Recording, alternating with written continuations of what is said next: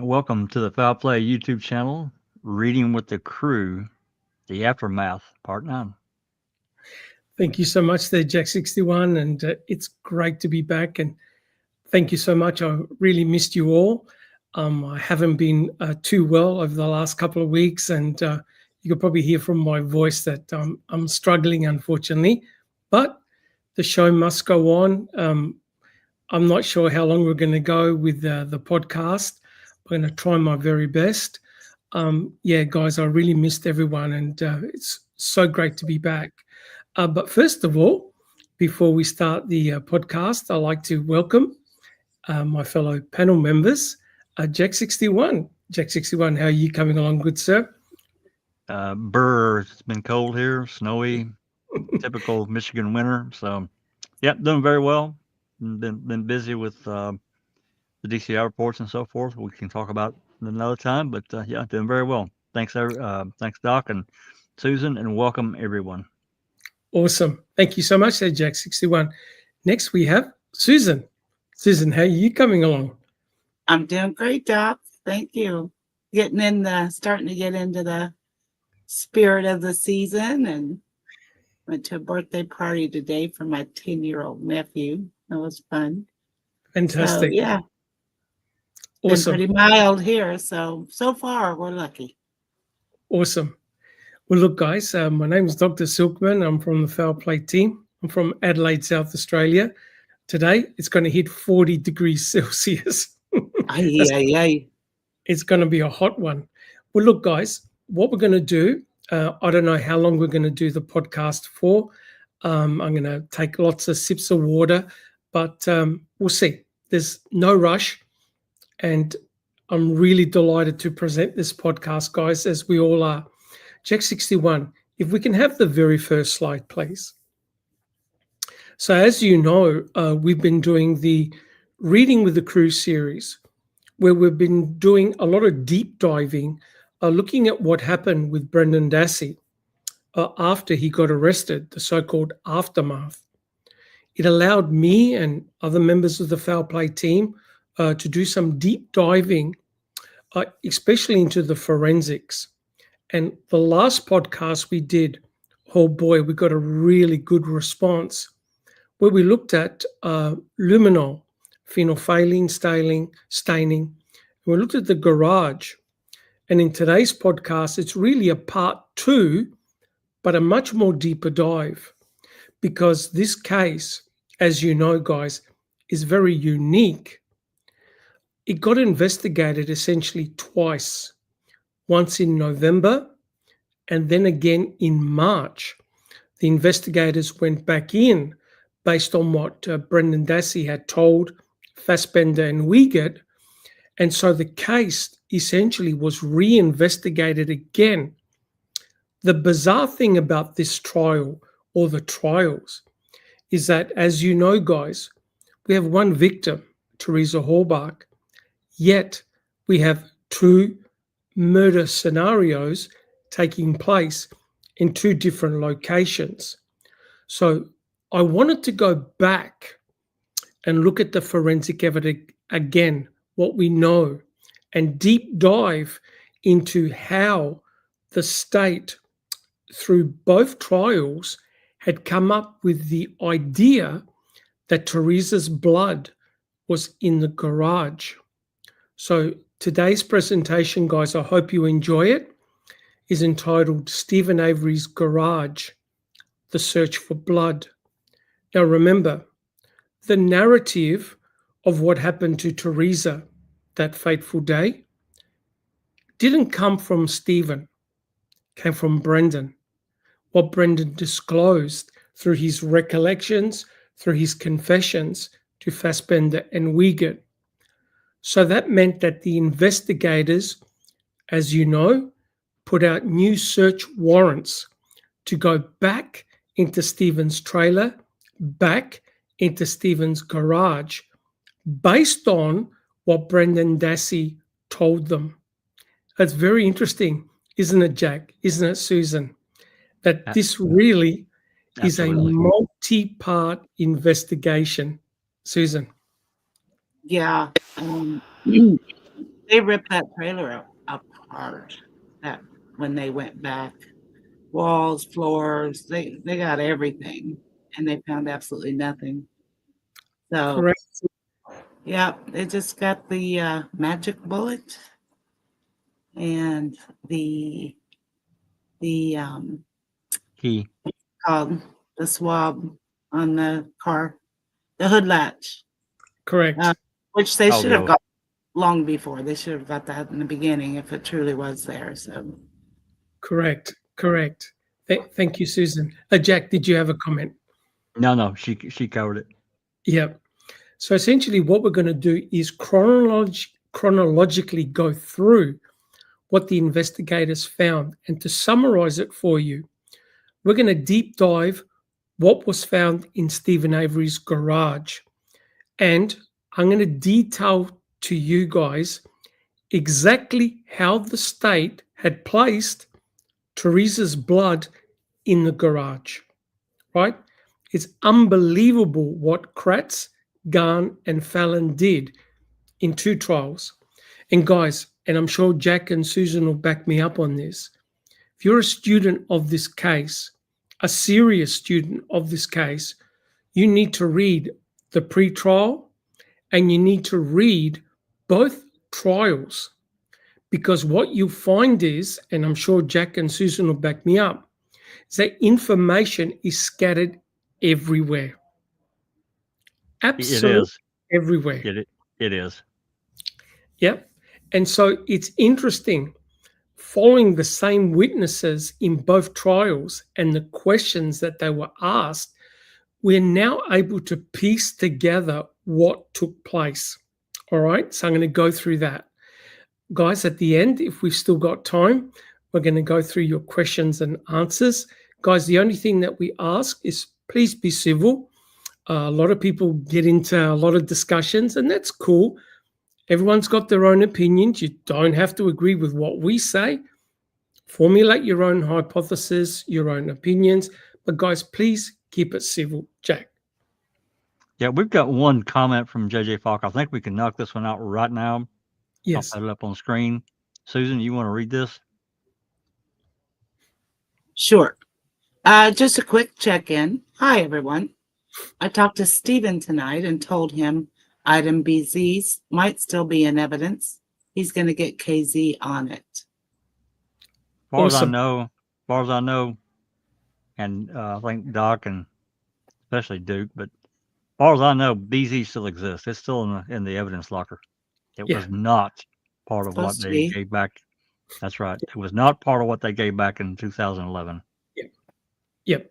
In fact, item BZ is the only piece of genetic information that they've got from Teresa Hallbach, placing Teresa Hallbach on the property, apart from, of course, her RAV4. So I highly doubt item BZ has been given back. Item BZ is the collection of the muscle and also the bone. Yeah. But that's an extension of where we're going today, right? So Jack 61, if we can have the very first slide, please. And guys, all of us here from the Foul Play team want to thank all of our supporters, you guys, and also our mods, our hardworking mods that work behind the scenes. Thank you so much. All right, guys, let's make a start. So let's have a look at this. We all know the story of Teresa Hallbach and what took place. Today, I want to focus on 2 locations, Stephen Avery's trailer, Stephen Avery's garage, and tell it as it is, what has been found, right? So investigators went through Stephen Avery's trailer multiple times. On November the 8th, they found a key with a blue fob. This key was found in Stephen Avery's master bedroom on the ground. We all know the story behind it, how it was found.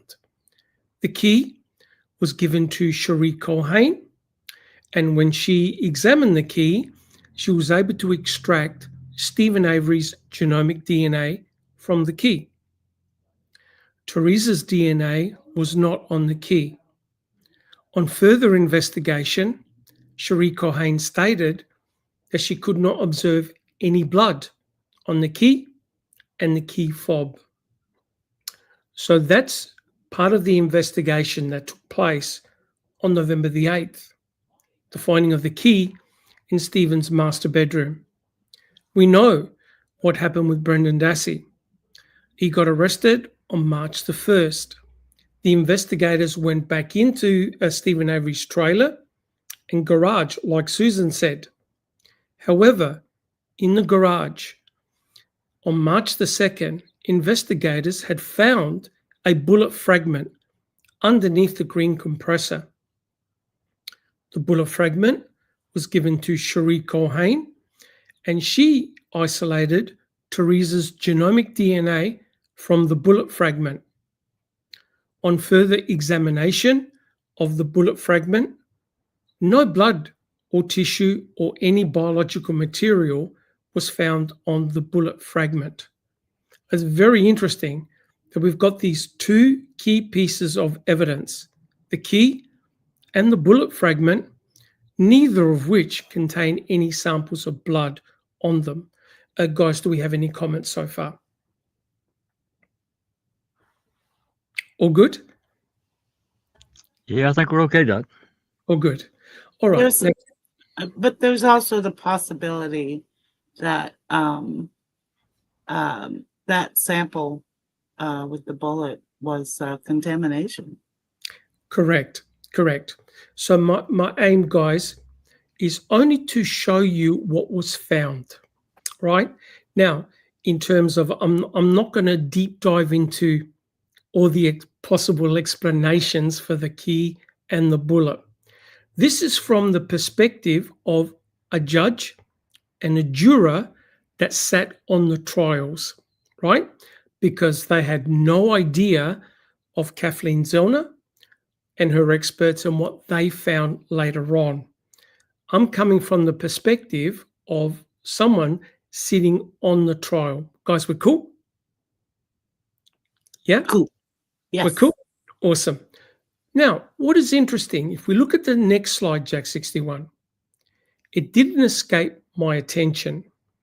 This very, very cryptic message. In fact, it wasn't cryptic. It was very, very blunt.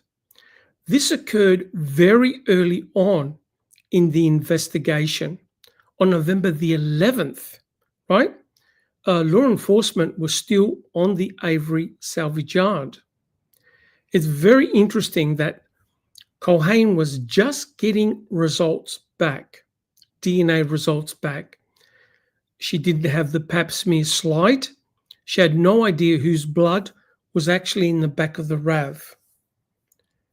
It's interesting that we have Tom Fassbender, who is a co-lead senior investigator in the murder of Teresa Halbach, or in the investigation of Teresa Halbach.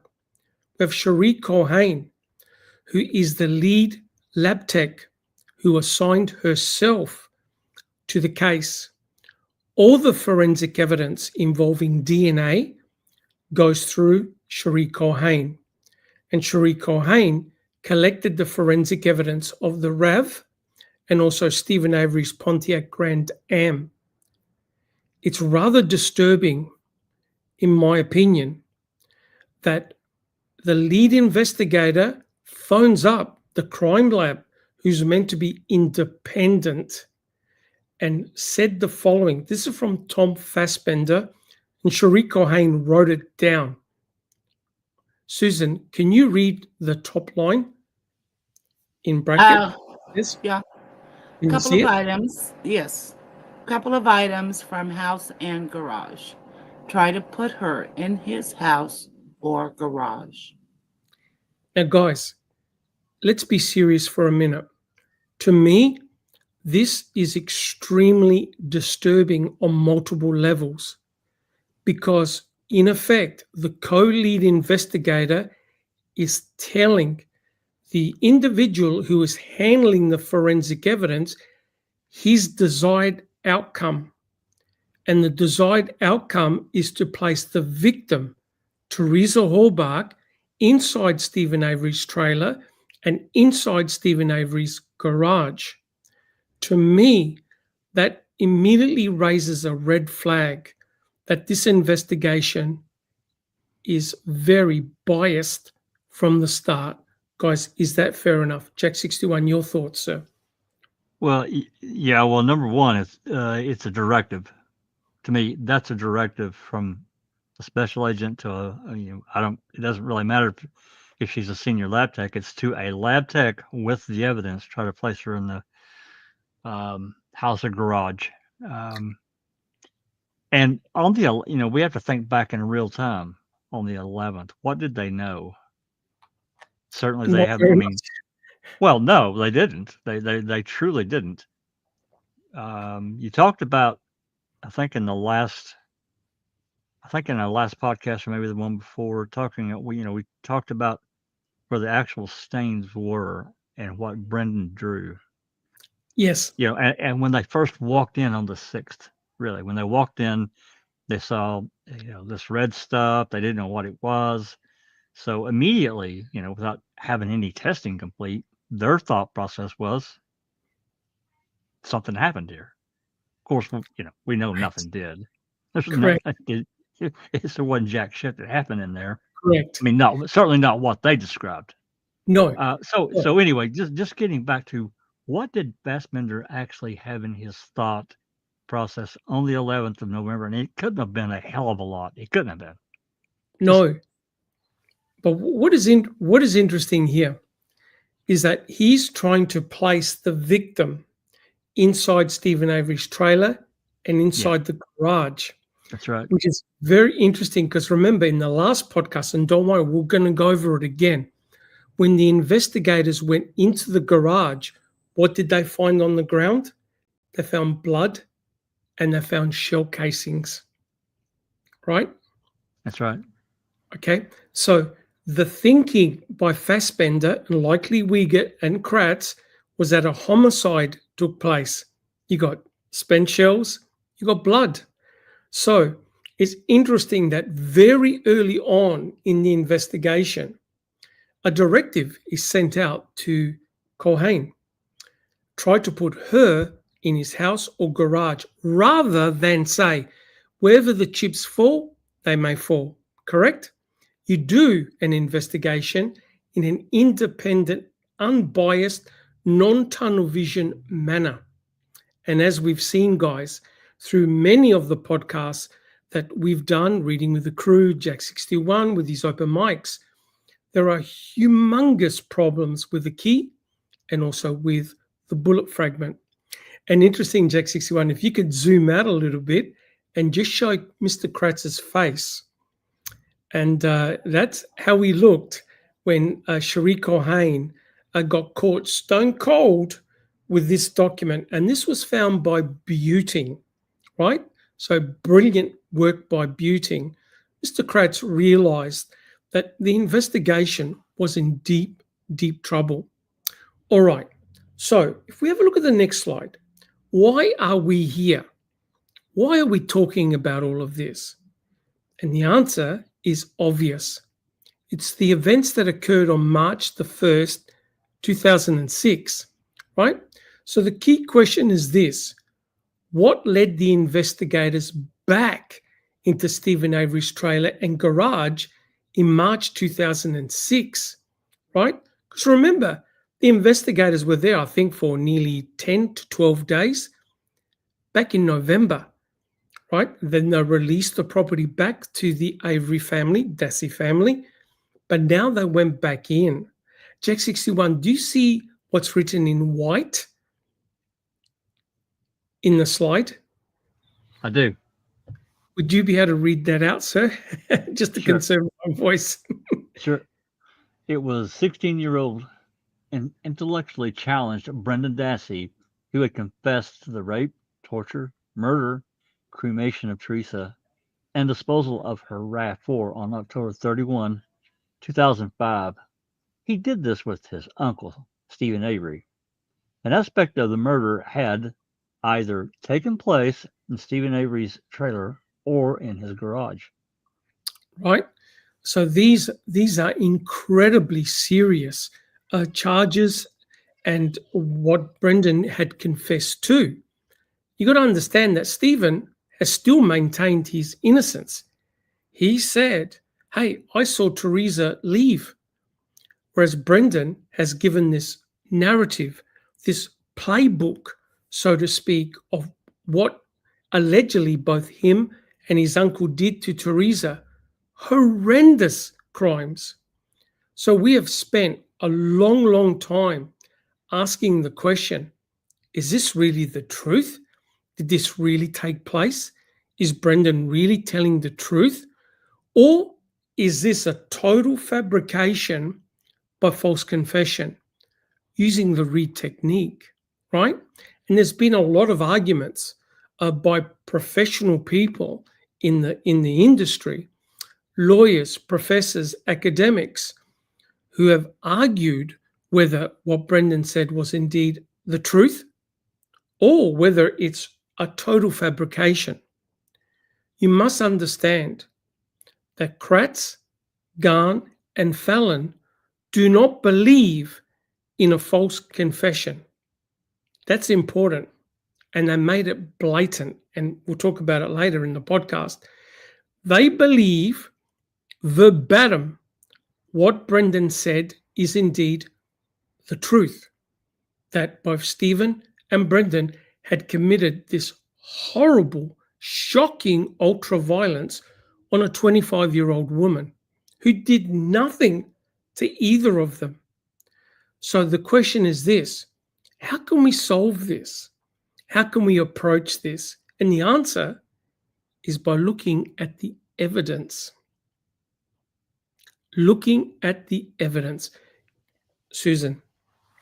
That's what I was just going to say. These two investigators with a lot of years of experience, if they actually believe this took place, there's no evidence to back it up. So the fact that they tore that bedroom apart, the fact that they tore that garage apart, they already knew. They already knew it wasn't there. So, that just makes you wonder what in the world is going on here.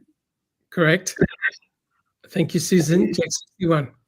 Yeah, and another aspect of, just to add to what Susan's talking about, when investigators are able to, they've got you.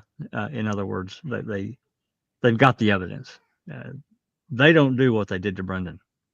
They don't do it, and then you turn him over to, well, I don't want to do too much name calling, but pick your own name for him, Lynn Kaczynski and O'Kelly, what they did to him, then collude with, the investigators, with the prosecutors. They don't need to do that because they've got the evidence to prove you did what you did. So the lengths of what they did also adds to exactly what Susan and you were talking about. 100% correct. So if we look at the next slide, let's forget about who are the people involved.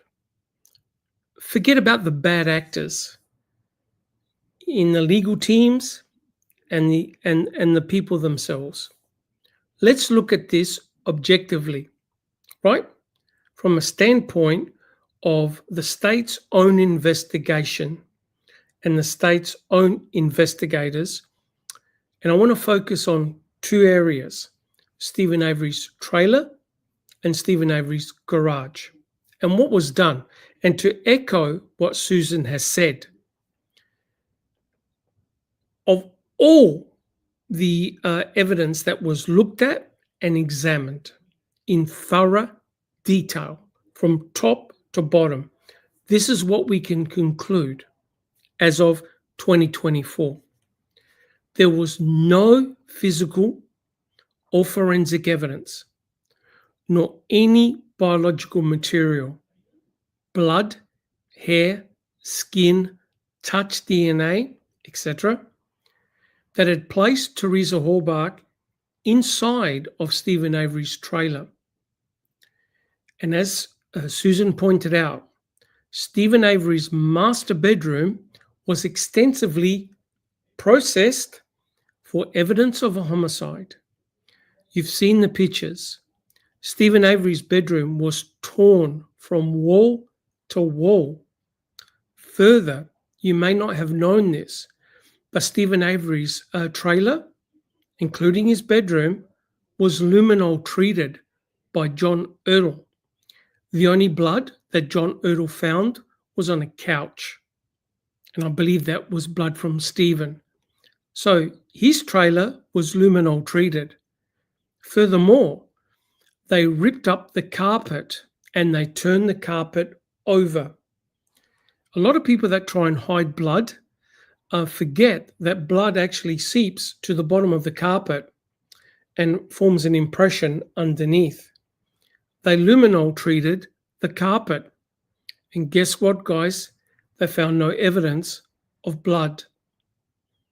To round this off, the madness, they even brought in a cadaver dog, Brutus.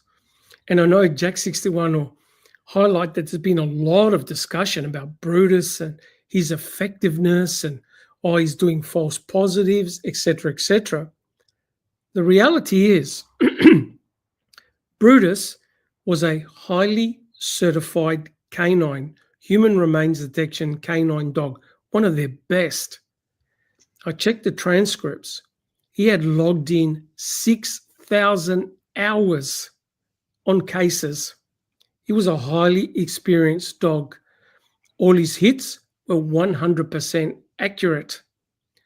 Brutus failed to alert in Stephen Avery's master bedroom, but alerted in the laundry bathroom where Stephen had shed blood. It's clear that Stephen Avery's bedroom and trailer was turned over piece by piece. The conclusion is, guys, whether you want to believe it or not, there is no evidence at all that Teresa was in Stephen's trailer, no matter what Brendan said. The investigators could not prove that Teresa took 1 foot inside Stephen's trailer. Jack 61, sir. Yeah, you said it. I was just going to say that, there has been some pretty wild discussion on X about Brutus. I'm not going to argue with people. Yep. The dog was, as far as we know, he was 100% effective. Correct. When he hit, they found something as a source every time. Correct. 100% correct. So the investigators had the vacuum cleaner bag of Stephen Avery's vacuum cleaner. They also had the Bizzell. They didn't bother checking their hair because they realized that none of the hair could have possibly had belonged to Teresa Hallbach, right? So from a forensic standpoint, they can't place Teresa Hallbach, the victim, inside Stephen's Avery's trailer or master bedroom. Now, let's have a look at what occurred between Stephen Avery's trailer and his garage. Because according to Brendan, they took Teresa Hallbach from the master bedroom and they walked down those steps which are present on the left-hand side. Maybe Jack 61 could blow that up a little bit. On the left-hand side, those steps from that door, they took Teresa Hallbach, who was naked, had her throat slashed, and had been stabbed and was held together by rope. According to Brendan, they took Teresa Hallbach from that door to Stephen Avery's garage. So they clearly would have had to transport Teresa some distance from the trailer to the garage inside. Now, let me summarize for you what the investigators found. They found no biological material, for example, blood, anything else, found from Teresa between and around Stephen Avery's trailer to his garage. So they found no evidence of any type of biological matter coming from Teresa Hallbach between both properties, the trailer and the garage. They even brought in a human remains detection canine to go right around Stephen's trailer and including the van. These dogs are very sensitive to the presence of human decomposition. They alert, they bark. No barking at all from any human remains detection canine outside. So something is not adding up here. Something is not making sense with what Brendan told the investigators. Now, let's go into the garage. I'm going to spend a lot of time on this because this is crucial. They found no evidence of any blood spatter, tissue, hair, blood was found inside of Stephen Avery's trailer, garage. My apologies, garage. None. And I'll show you what they did to the garage. There was no evidence of Teresa Hallbach's RAV4 being found inside Stephen Avery's garage. No tire impressions, nothing that they could indicate Teresa Hallbach's RAV4 was in Stephen's garage. Nothing, right? However, on March the 1st, 2006, the investigators find item FK. Item FK was a very mangled bullet fragment. They missed it on November when they went in on November the 6th. They failed to see it. Item FK, they've got no connection to the case at all. Hasn't got any DNA, nothing. It's a very mangled piece of bullet. But the investigators did find on March the 2nd item FL, right? So they found a bullet fragment. So it's very interesting that that bullet fragment contained Teresa Hallbach's DNA. Now, guys, I'll go down the panel and also in chat. What stands out immediately as a red flag? Which item of all the things that I've gone through and all the investigators have been in those two areas multiple times, multiple days, multiple hours, what stands out as a red flag, Jack 61? They didn't find anything of Teresa at all. Nothing. Not one Correct. speck. Nothing. Correct. That's But what sticks out to me. I'm sorry. But which forensic item is an outlier and makes no sense? Oh, it's item FL. I mean, Item FL.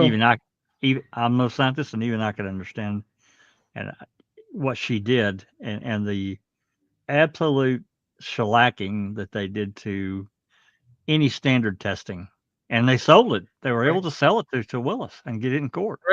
Correct. But we're looking at from a standpoint where Kathleen Zellner and Palanek don't enter into the equation. If you're looking at this, you're going, okay, what Brendan said occurred and what they didn't find and what they found. Susan, which item stands out like a sore thumb for you? Oh, it's FL. And, it's hard for me to believe that they would not have found that when they were there in November, when they searched that garage. They searched Agree. it well. I agree. They would have found it. They looked under things, for gosh sakes. I mean, come on. Correct. Yeah, it's really It's suspicious. Suspicious, yes. It is extremely suspicious. Now, we have to look at it from the perspective of the court case, right? Not what Kathleen Zorner's experts found. So if you were the jury, you're looking at this and you're going, wow, they found no blood anywhere, but they found a bullet fragment. All right. So now let's have a look at what the investigators did. Check 61. If we can have a look at the next slide, please. Enter in Special Agent Kevin Heimel. Now, what he did, this is amazing. They even said it in the court. So you were basically going into the garage based on what Brendan Dassey had said. Based on Brendan Dassey's recollections, yes. So now they had a search warrant to go back into the trailer and the garage. Remember, guys, and also in chat, do you remember Mr. Kratz saying in a press conference, now we know what to look for? Do Do you remember that? I do. Oh, yeah. Okay, that's chilling because it meant prior to Brendan, they didn't know what to look for, right? Yes, I agree. And Barb, welcome. I'm showing you how it was actually done. It was very, very devious and very, very clever by Kratz, Fallon, and Garn. So now Agent Home Rule goes back into Stephen Avery's garage and searches it March the 1st, March the 2nd, all based on what Brendan had told Fassbender and Uyghur. This is very, very important. So, what the investigators were looking for was evidence of a homicide by the use of a rifle, because that's exactly what Brendan said Stephen had used on Teresa Hobart. He's pointed to Glenfield rifle. Now, the investigators found 2 bullet fragments, item FK, item FL. But here's the problem. What about the blood spatter? Now, Buting and Strang were no dummies. They understand what it means to be shot and the type of forensic evidence that happens as a result of being shot. So if we look at the next slide, Jack 61, Buting asked Home Rule about this very question. Jack 61, are you happy to read Buting, which is the question? And Susan, are you happy to do the answers, which is Agent Home Rule? Sure, Sure. Doc. Thank you so much, guys. All right. That's what I mean. Yes. Okay. And finally, you mentioned that investigators basically picked up, looked at, and moved almost every single item in that garage, if not every single item. Yes, almost every item there. March 1st and March 2nd, right? Yes, sir. And though not one single piece of those items, not one single item showed any evidence of any blood spatter, did it? Or did they?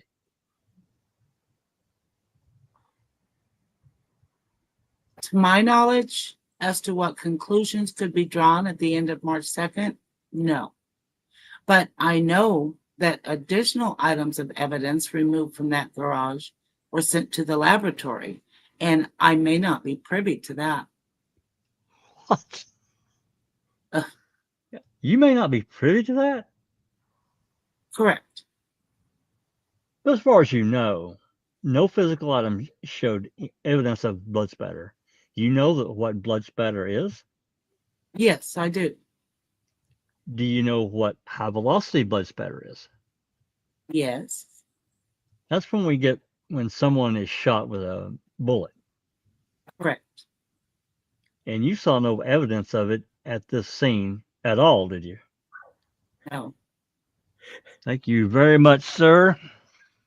Okay, so you can clearly see that Buting and Strang, in the back of their mind, they knew that it was complete, utter bullshit.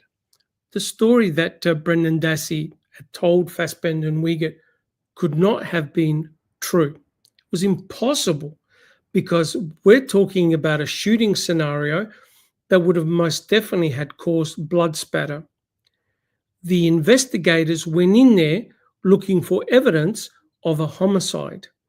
Now, what Home Rule is saying about those additional items that were sent to the crime lab, they found additional shell casings that were under the vehicles, right? That were the additional things that were sent to the crime lab because and I'll show you what they did to the garage, they extensively went through the garage. Now, let me explain what blood spatter is. Some people may know, some people may not know. Jack 61, if we can have a look at the next slide. And this is why Buting was so insistent on this. So when someone gets shot with a bullet, there are 2 different types of spatter, both back and forward spatter. So what scientists do or investigators do, they can set up a blood pad an item full of blood, and they use high-speed photography to examine the bullet strike. Now, in a human being, we're full of blood. A bullet can enter, a bullet can exit. And what they've shown, what investigators have shown, that in this case, if a bullet is going from left to right, when the bullet strikes first, the first object, you get what's known as back spatter. That means that there's a fine mist of blood that goes towards the shooter, towards the gun. That's why they checked the gun for evidence of blood. Did they find any blood, guys, on the gun? Nothing. Not one drop, nothing. None. So you get back spatter. It comes towards the shooter and the gun. And that's why Fassbender and Wiegert had always asked Brendan, did Stephen have blood? Did you see blood on his shirt? Because they know that you're going to get back spatter. When a bullet exits, it forms forward spatter. So notice, guys, if you look at the picture on the top right-hand corner, you get blood, a mist of blood occurring in both directions, right? In both directions. That mist of blood is so fine, you may not see it, right? And that's exactly why Buting had asked Home Rule, hey, did you see any blood spatter? No, sir, we did not. So, because this mist of blood is so small, there are three options available to an investigator. You can either see it visually, you can see tiny droplets of blood that have, say, gone on a wall or an object or on the ground. You can use luminol spray to pick up the blood. And Susan led me onto this very interesting case that's happening at the moment. And I'm going to show you a slide from that case, which is very relevant to what we're doing here. Or use phenolphthalein. So an investigator has got multiple presumptive tests to detect the presence of blood. However, when the investigators went in Stephen's garage, they found no blood spatter. Now, guys on the panel and guys in chat, does that ring any alarm bells straight away? Jack 61. Oh, absolutely. It does with me. There should, if the rifle was actually used to shoot Teresa, there should be something. Even if we, I mean, to me, even if we don't find this mist or blood spatter, there should be some of her blood somewhere, and there wasn't. Not one molecule. Agree. Agreed, Jack. Yeah. Agree. And also, and the fact that they didn't find any other bullets as well. Correct. They say for sure she was shot twice in the head. Yes. There were no bullets in the fire pit. No In lead. the burn pit. No lead. Yeah. Okay.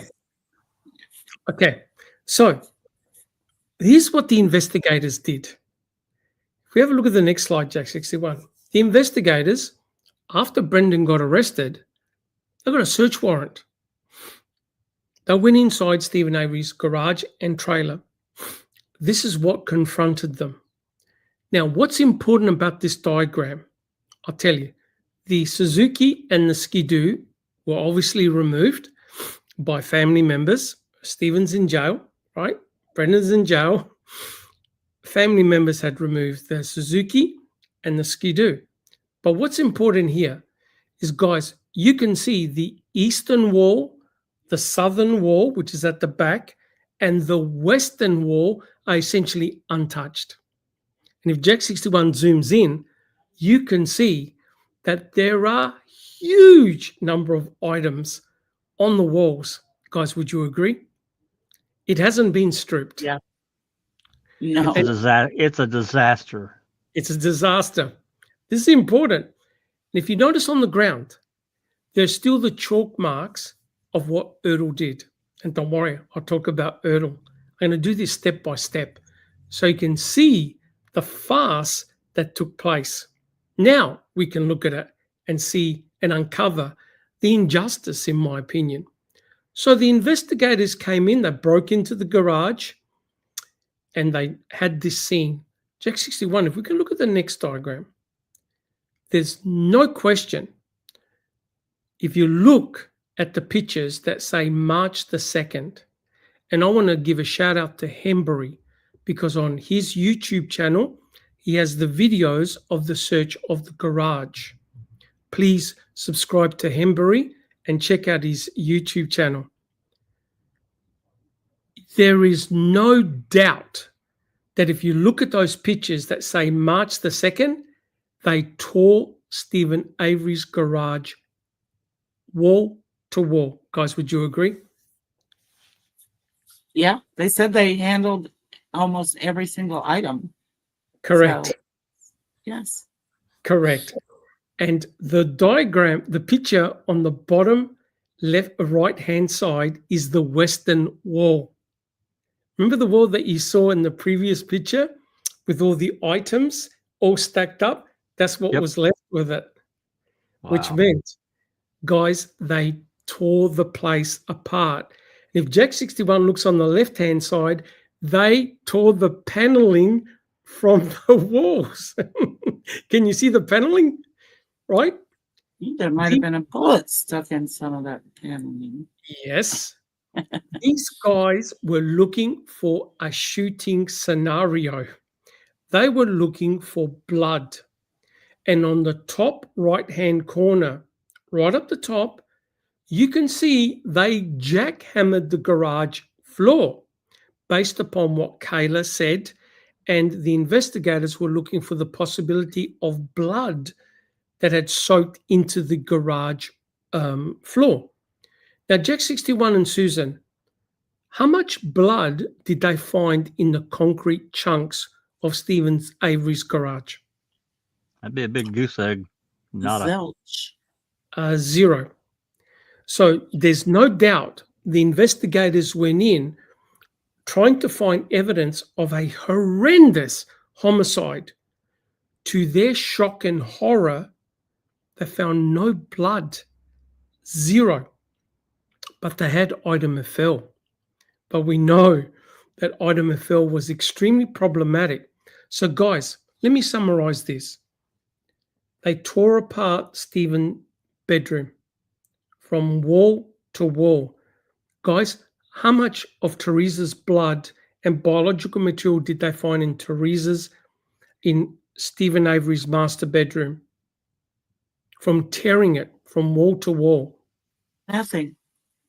0. They tore apart Stephen Avery's garage and jackhammered the ground. How much of Teresa's blood did they find in the garage, in Stephen Avery's garage? Nothing. 0. How much blood of Teresa did they find from the trailer to the garage? Nothing. 0. Nothing. There's something wrong here, guys. Brendan is telling them this horror story of what they did to Teresa. There's no doubt, guys, with that degree of ultra-violence, you're going to get blood. You're going to get biological material, no matter who it is. The investigators found none. Susan. Don't forget that there were kerf marks in those bones. You're too good. You're too good. Because my next slide is the following. Oh, do we have a question from Ali? Welcome, Ali. Well, Hey, Ali. Hey, Nice Ali. to see you. It was a comment. Three Raz wants to talk to Scott Taddick, and we've talked about this before. People that were there and involved legally, there's a fine line of what they can say. I know that doesn't make people happy. I get that. I get it. We all do.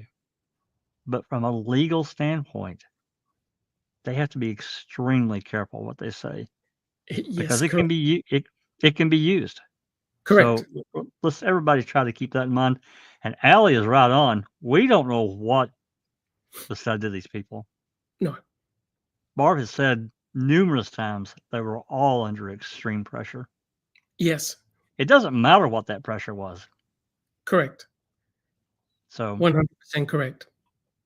But if you notice, though, my intention is to keep all family members out.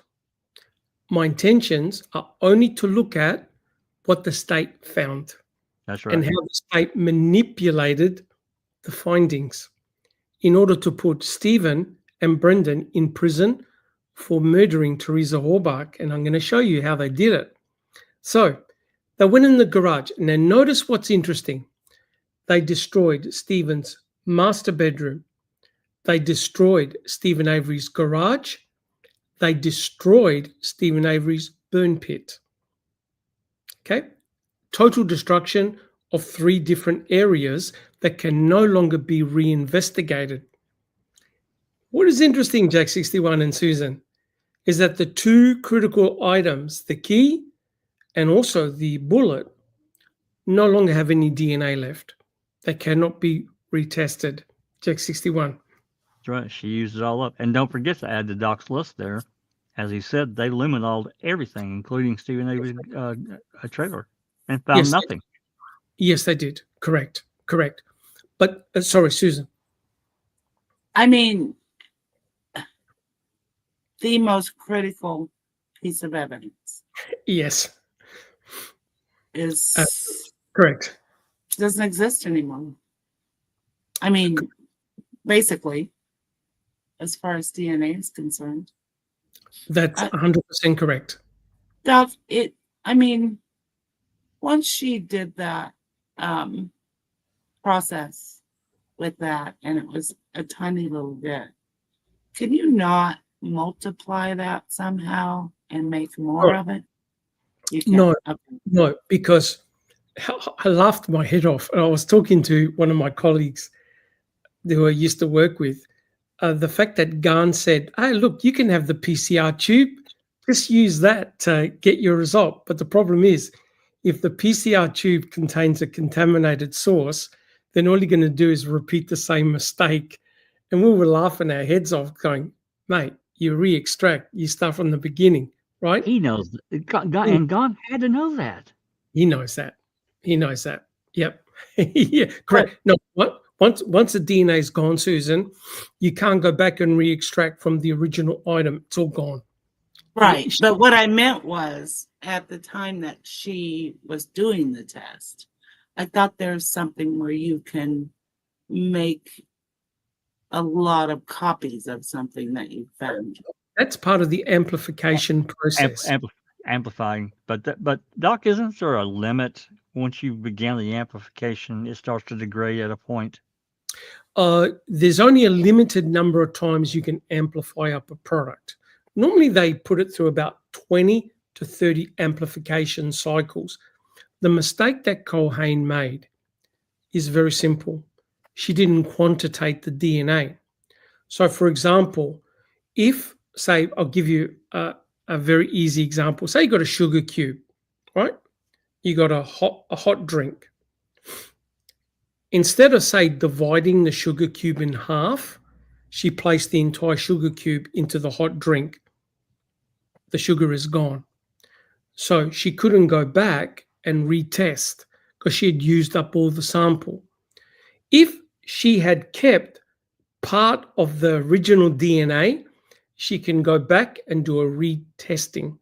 Same with the defense team. They can do a retest. Culhane erroneously thought, I can't see any blood on these items. Maybe I'll use the entire swab to do my PCR.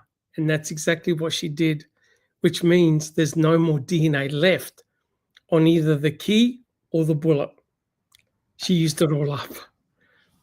And she had to know better than to do that. Yes. She had to know. Yes. That's not what the process is at all. No. Item FL is the glue that places Teresa Horbach in the garage. Without item FL, they've got 0.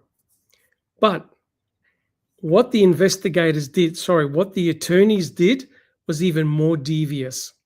So if we look at the next slide, Jack 61, and Susan hit it. She hit it on the head. Have a look at this. This is the southern and western wall. Look where the ride-on lawnmower is. Look at all the items in that area. There's hundreds of them. The investigators handled every one. What were they looking for? Blood. So this is March, this photo. March. This is Okay. no. Sorry, this is November. This is Okay. before the investigators came back in March. Because remember who was in there? John Ertl. And he had sprayed luminol up to a certain depth, found no blood drops. That's why I'm going to use your picture in that murder investigation. It's a beauty. So you can see here, guys, that there's a huge number of surfaces where you can get microspray of blood. When they came back in March and they tore the place apart, they found no evidence of blood spatter in the garage. Why is this a red flag? Because according to Brendan, they'd shot Teresa Hallbach, or Stephen did, either twice, 5 times, 10 times. I'm sorry, guys, but you're going to get blood spatter. No matter what, you're shooting a person up to 10 times. You're going to get a microspray of blood. The investigators found no evidence of blood. But Susan hit the nail on the head. Teresa Hallbach was dismembered. There's no evidence of blood in that garage, no evidence of Teresa's blood in that garage, despite, and I hate to say it, throat cut, stabbed in the stomach, choked, shot 10 times, and dismembered. Now, the evidence of being shot twice in the skull came from Eisenberg with the cranial bone fragments. The evidence of dismemberment came from the cut marks in the bones. So, guys, that means that somehow Stephen and Brendan were able to hide a massive degree of ultraviolence while Stephen talked to his fiancée twice on the phone, and Brendan went home to his brothers, talked to his brothers, went to bed, and went to school as if nothing had happened. Is there anybody who's scratching their head at this stage? Anyone thinking Never happened? It cannot be right. People, Well, I mean, something definitely happened to Teresa, but it didn't happen there. There is no crime scene. There's no crime scene in that garage.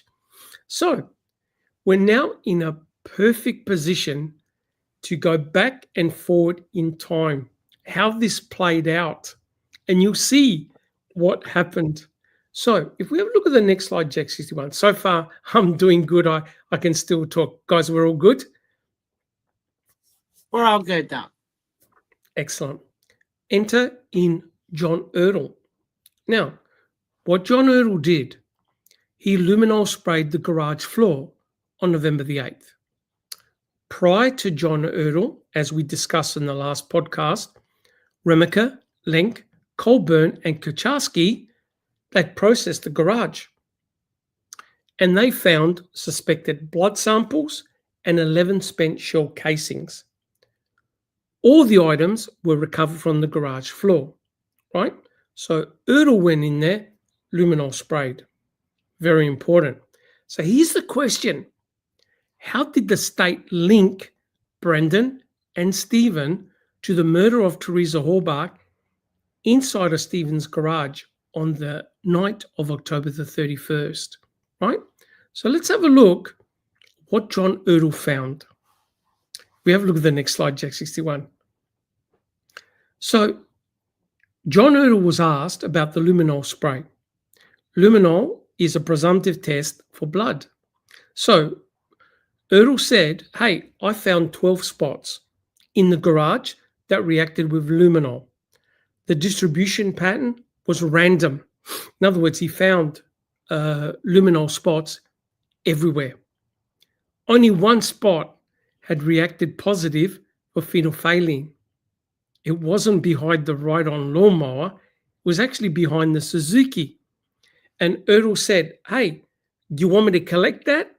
And the guys that were in there with him, the other investigators, said, no, don't worry. We've collected it previously, right? So he did his best. Erdl luminol sprayed. But there's one area that gained his attention. And guys, now you understand why Gahn, Fallon, and Kratz were only interested in this area here. And that is behind the ride-on lawnmower. Erdl said that this area behind the ride-on lawnmower that he drew in chalk was smeary, diffuse reaction to the luminol.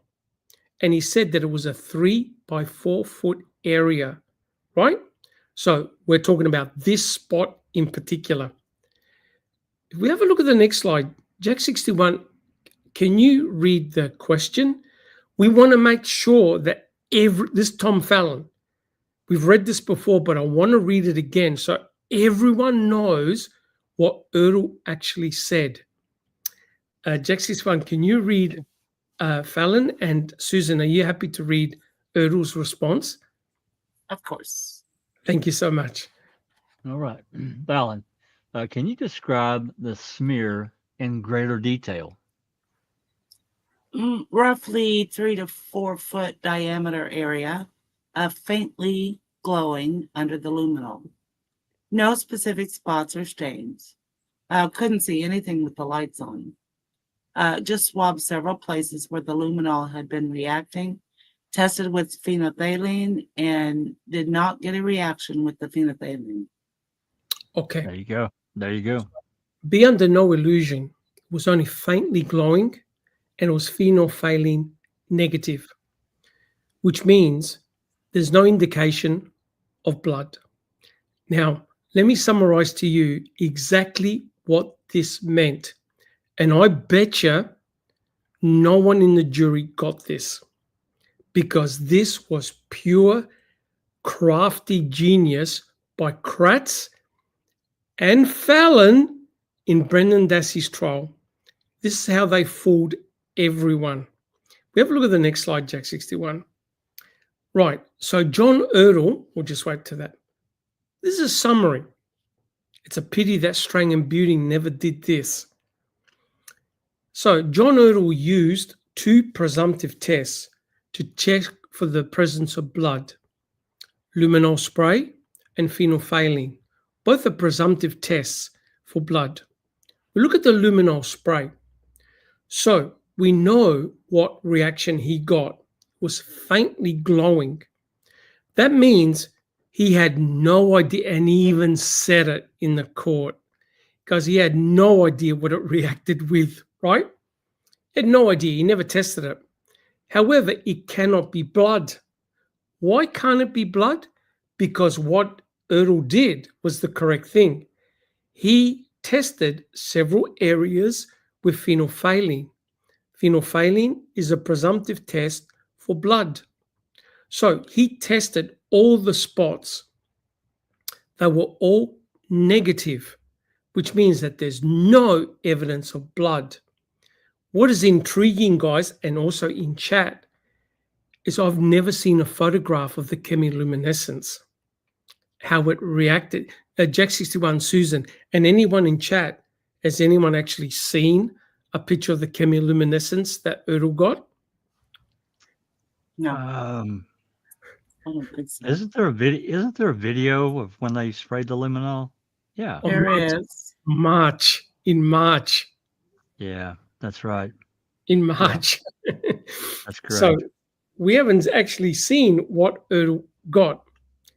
Now, the conclusion, and this is a correct conclusion, only half. Mr. Kratz concluded that, hey, there was no blood detected. So behind the ride-on lawnmower, no blood was detected at all. However, Mr. Kratz said by inference, the luminol, now wait for it, did not detect blood, but detected bleach. So he inferred that the luminol had picked up bleach, not blood. And I'll tell you why, Susan. He didn't know that. No, It wasn't no, he tested. No, he didn't. He didn't. But in fairness, let's go with it. There's one immediate problem. Luminol is not a presumptive test for bleach. Luminol is a presumptive test for blood. Yes, bleach can cross-react, but so do a lot of other items. Now, Mr. Kratz even said during the trial, we put in the bleach. So the missing ingredient that they needed to nail Stephen and Brendan was the bleach. So in Stephen's trial, they had to infer the presence of bleach. So the luminol, the reaction that Erdl got, no, it didn't pick up blood. It actually picked up the bleach. But there's no proof that there was bleach there, anywhere there, right? Now, the other problem was that Stephen had used chlorine-based bleach, which means because he didn't use the peroxide-based bleach, it's not going to completely destroy the heme in the blood. Yes, it'll dilute your blood out, but the luminol will still pick it up. So guys, are we happy with what I just went through? Mr. Kratz did an inference where he could not have derived the conclusion that there was bleach behind the ride-on lawnmower. Everyone agrees? Absolutely. It was a supposition. He inferred it, and it was crucial. And I bet you the jury did not understand one word of it. What do you think, guys? Susan? I also learned something in this trial that I've been watching, which took place a month or so ago. Yes. The accused is named Ferris, Faris. And they used luminol. I believe it was, I'm not sure if it was phenolphthalein or luminol, but they said that if it is blood, that it will light up very bright and it will last for about 30 seconds. Yes.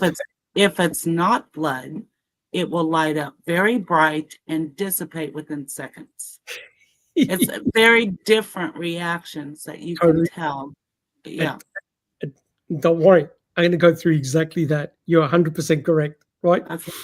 But somehow Kratz, Fallon, and Garn bamboozled the judge and the jury. And the jury. So if we look at the next slide. The next slide.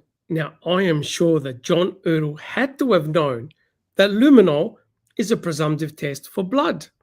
It cannot distinguish between human and animal blood. It doesn't mean that if you get a reaction, you've got blood there. You've got to do further testing. Erdl did the right thing. He tried phenolphthalein, came up negative, no blood. Problem with luminol, despite its great sensitivity, things like bleach, feces, urine, plant peroxidases, metals such as iron and copper, and guess what? Even cigarette smoke residue, I found out, can give a false positive to luminol. I did not know that. Last one. Yep. And guess what's in Stephen Avery's garage? A big packet of carton of cigarettes. Yep. So cigarette smoke residue can also cause a reaction to the luminol. So there's no way all of these agents can give false positives. So Kratz had to give the impression, and I'll tell you why, that Stephen and Brendan had used bleach to remove Teresa's blood behind the ride-on lawnmower. So hence the faint reaction to the luminol was the presence of bleach, not blood, bleach. But Susan hit a very important point. Jack 61, do we have the very first little video clip? Absolutely. I think it plays, it's only like about 20 seconds and it plays twice. Are you able to play that? Absolutely. Yep, awesome. All right, here we go.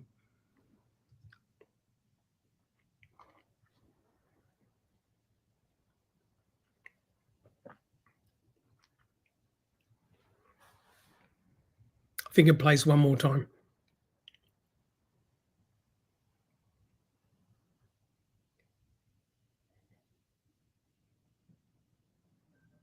All right.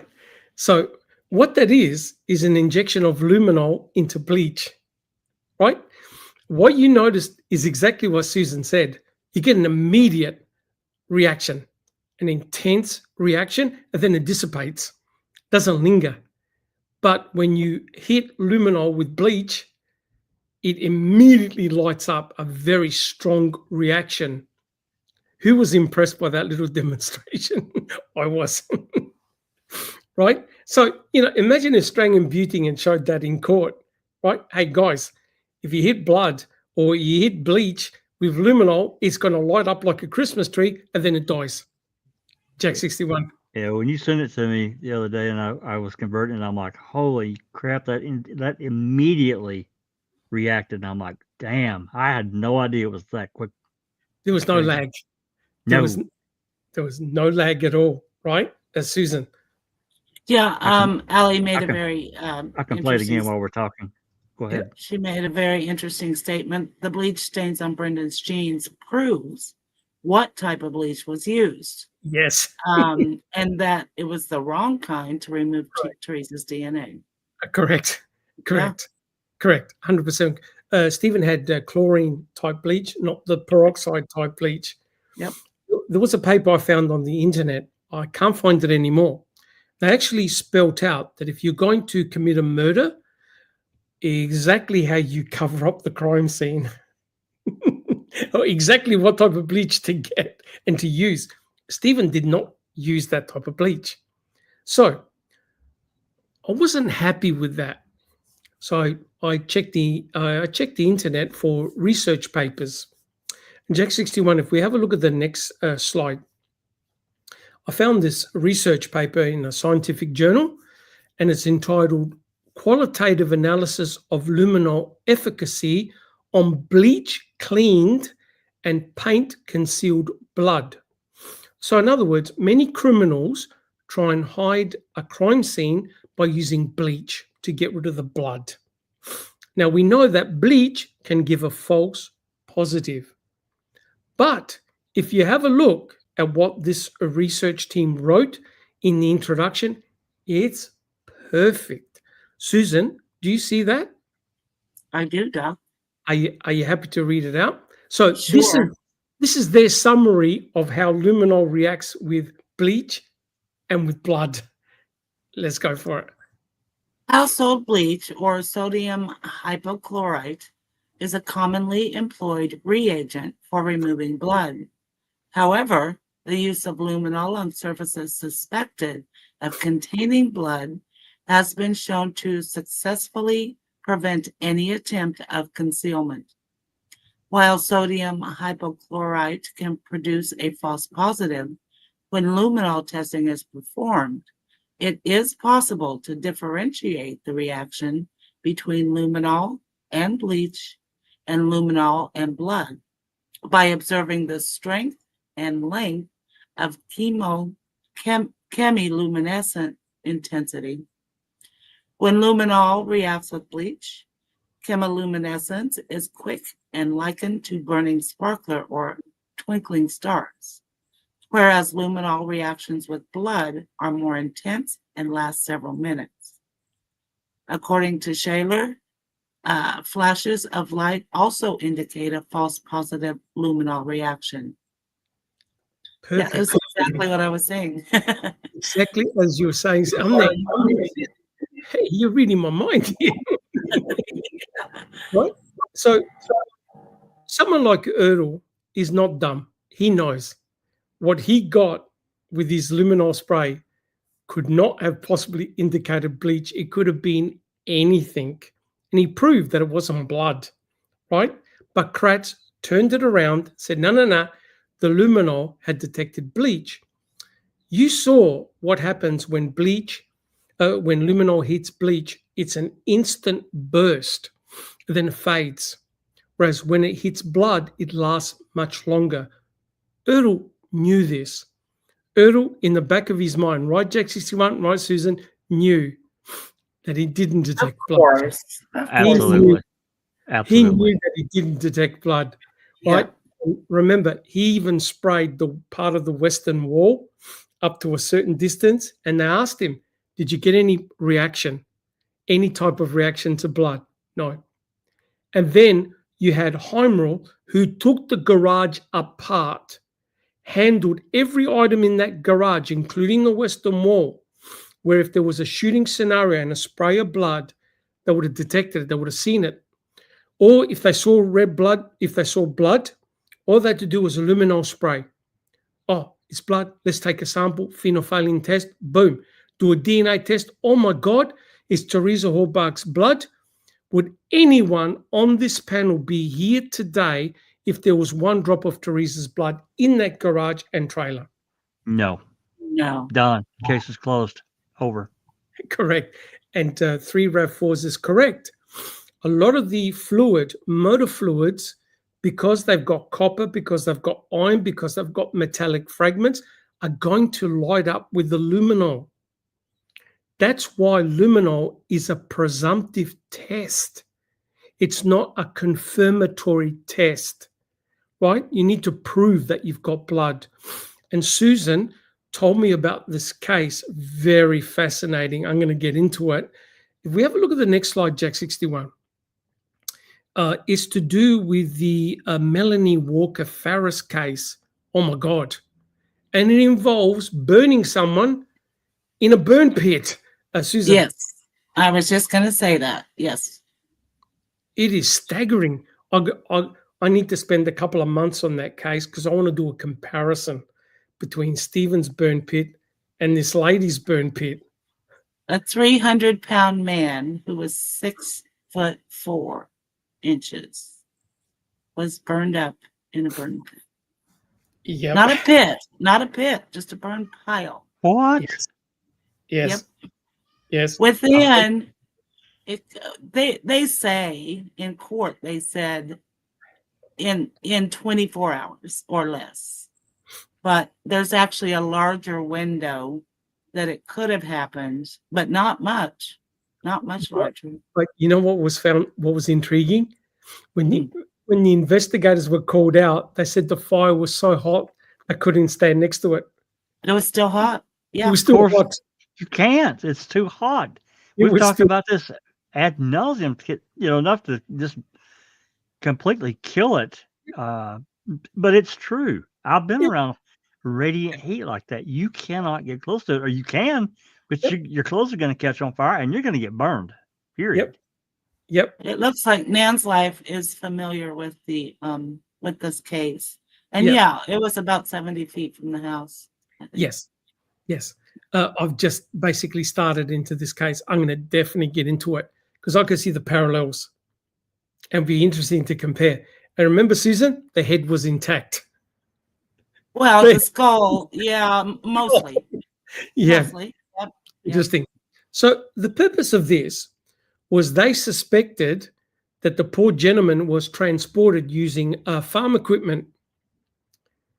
They luminol sprayed the farm equipment, and look at the spot they got.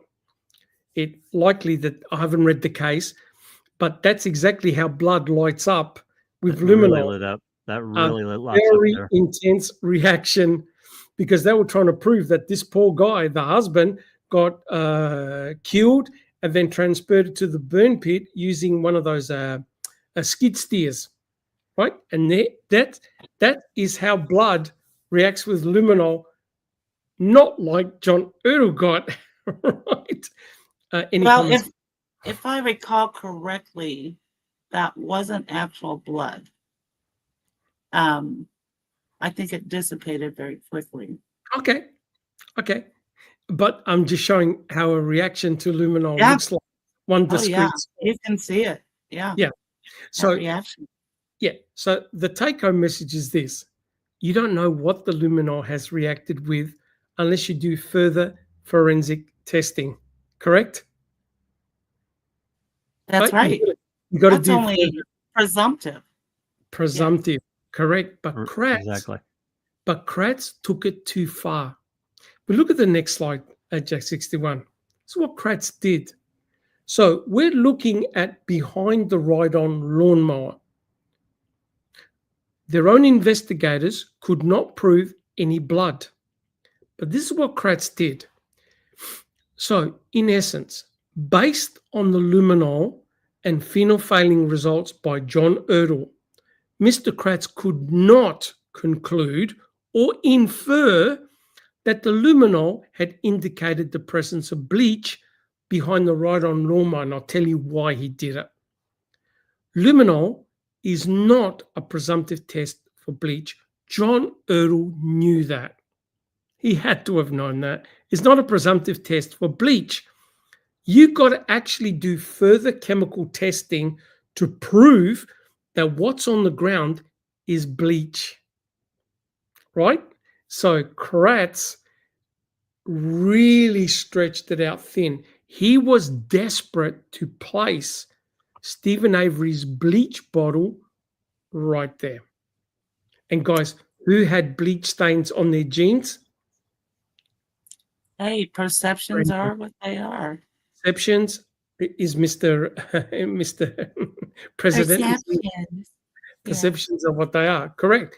He was desperate to place Stephen's bleach bottle at the scene of the crime because who had bleach stains on their pants?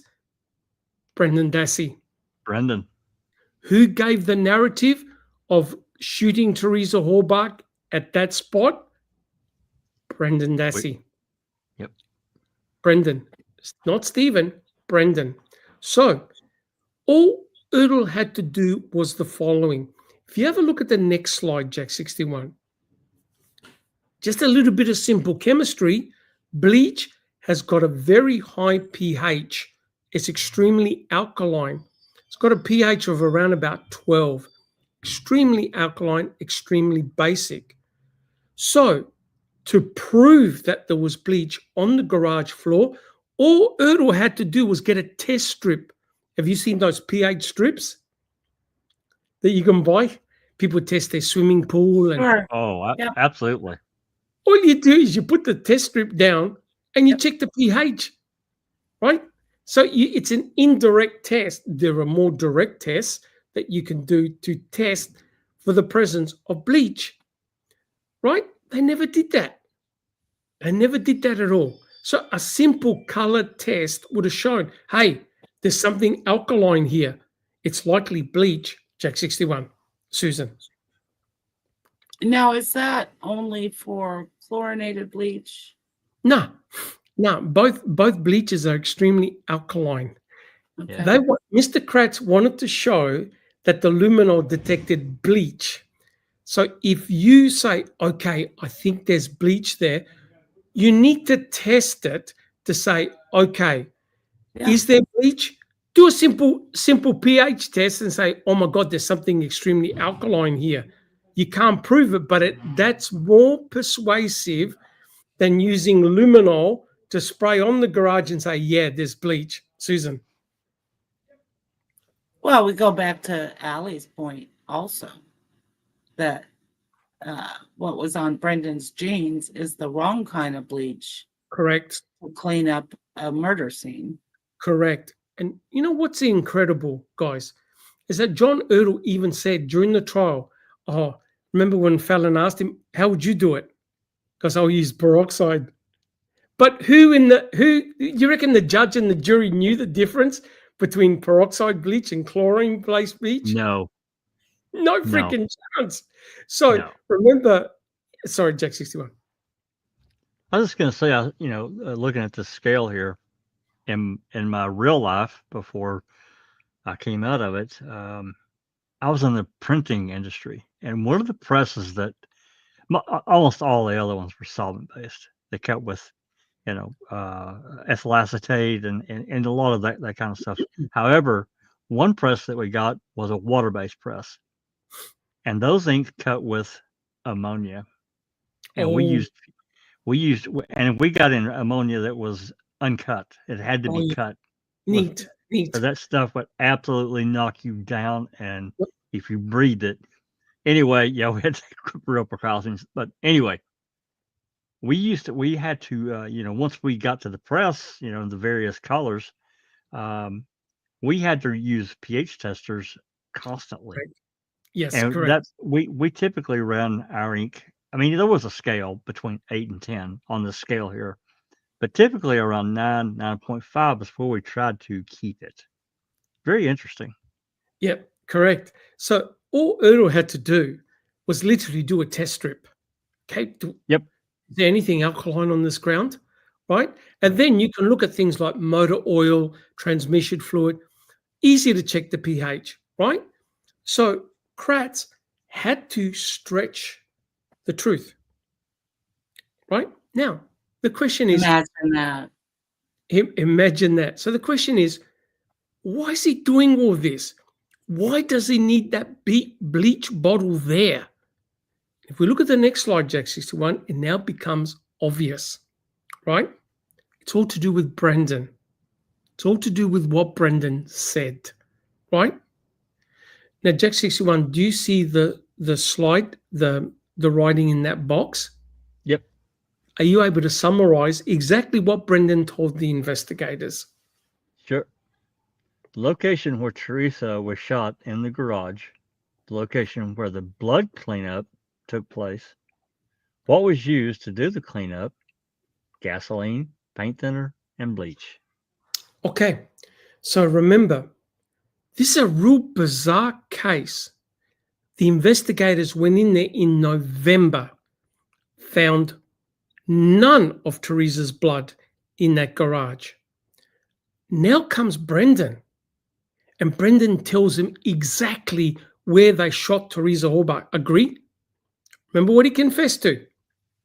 Well, as Ali pointed out, they told Brendan where it happened. Yes, correct. True. So, correct. But in their mind, in Fassbender and Wiegert's mind, he just gave them the roadmap of where to look and search.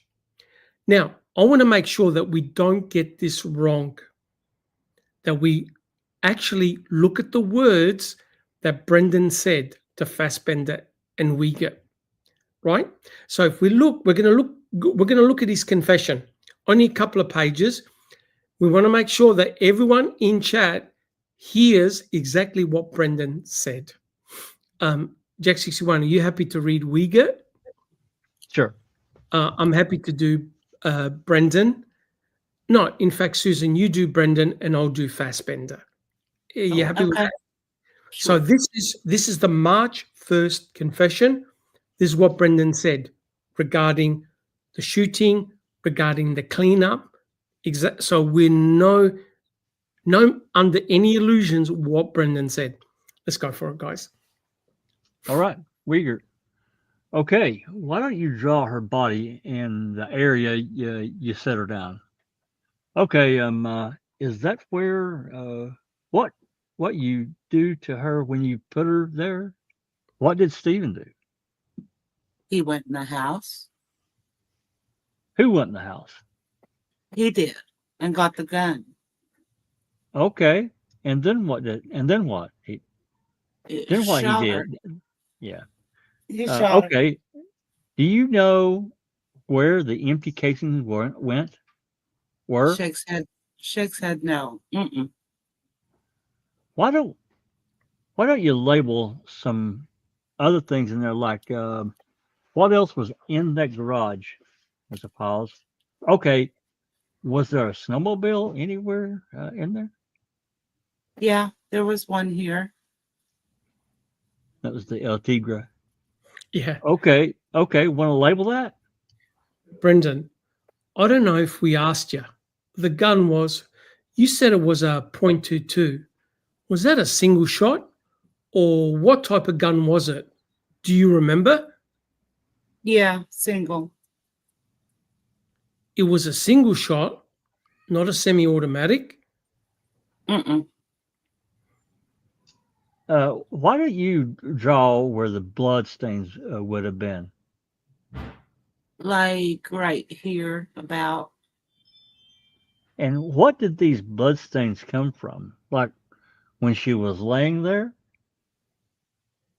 Yeah, while she was laying there. Talk about repeating something back. Yep, correct. Let's continue, guys. Did he, when he shot her, you said how many times? 10. Do you know, did he hit her every time? I don't know.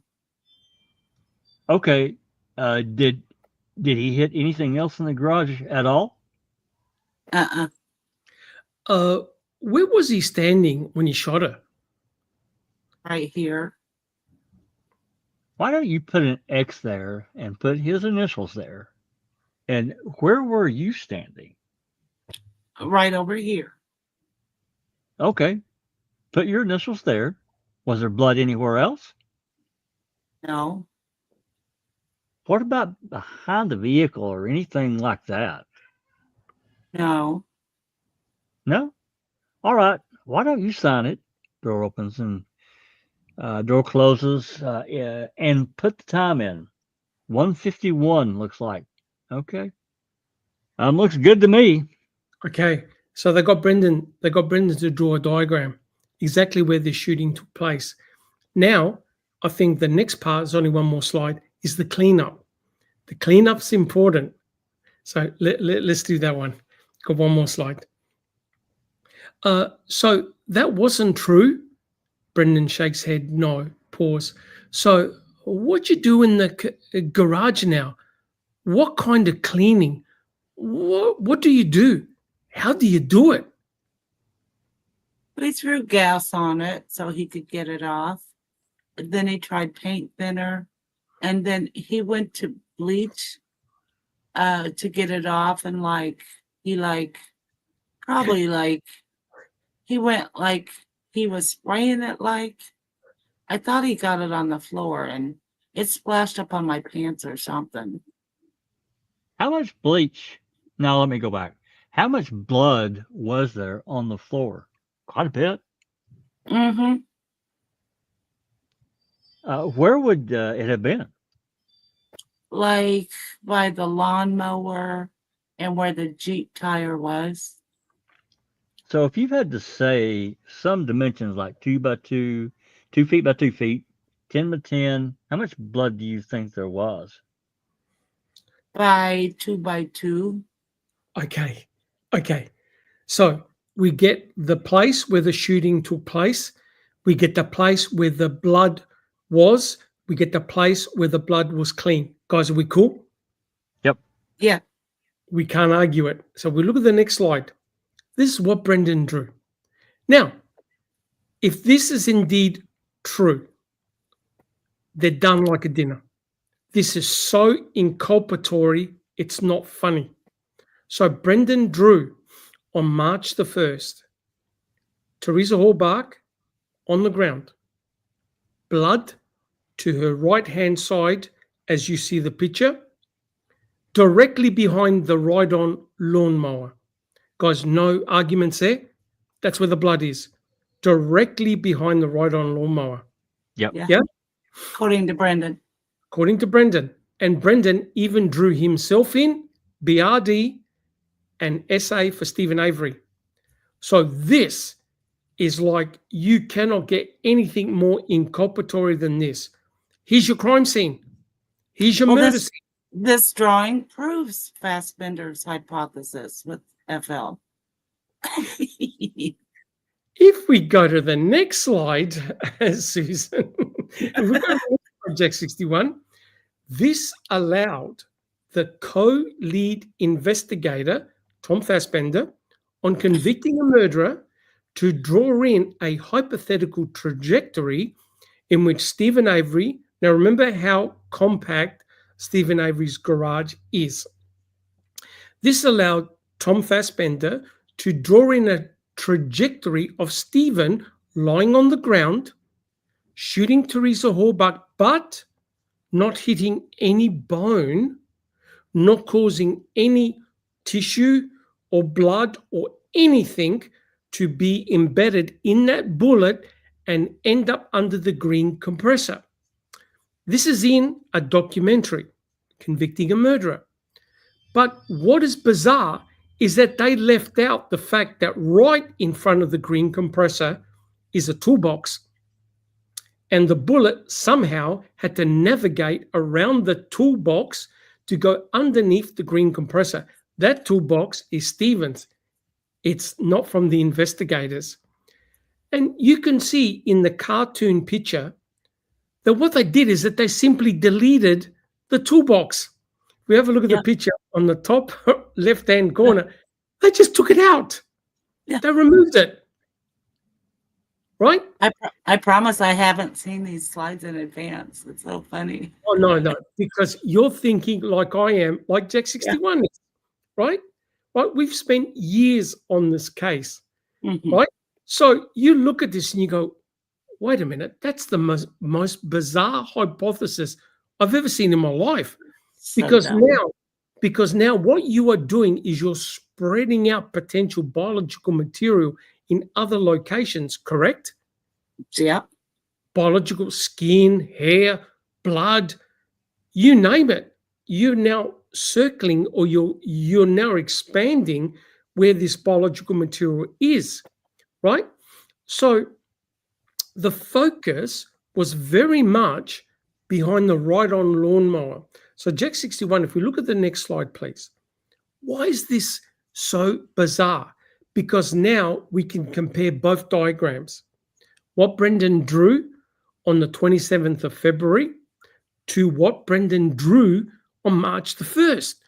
What Brendan drew on the 27th of February is completely different to what he drew a couple of days later.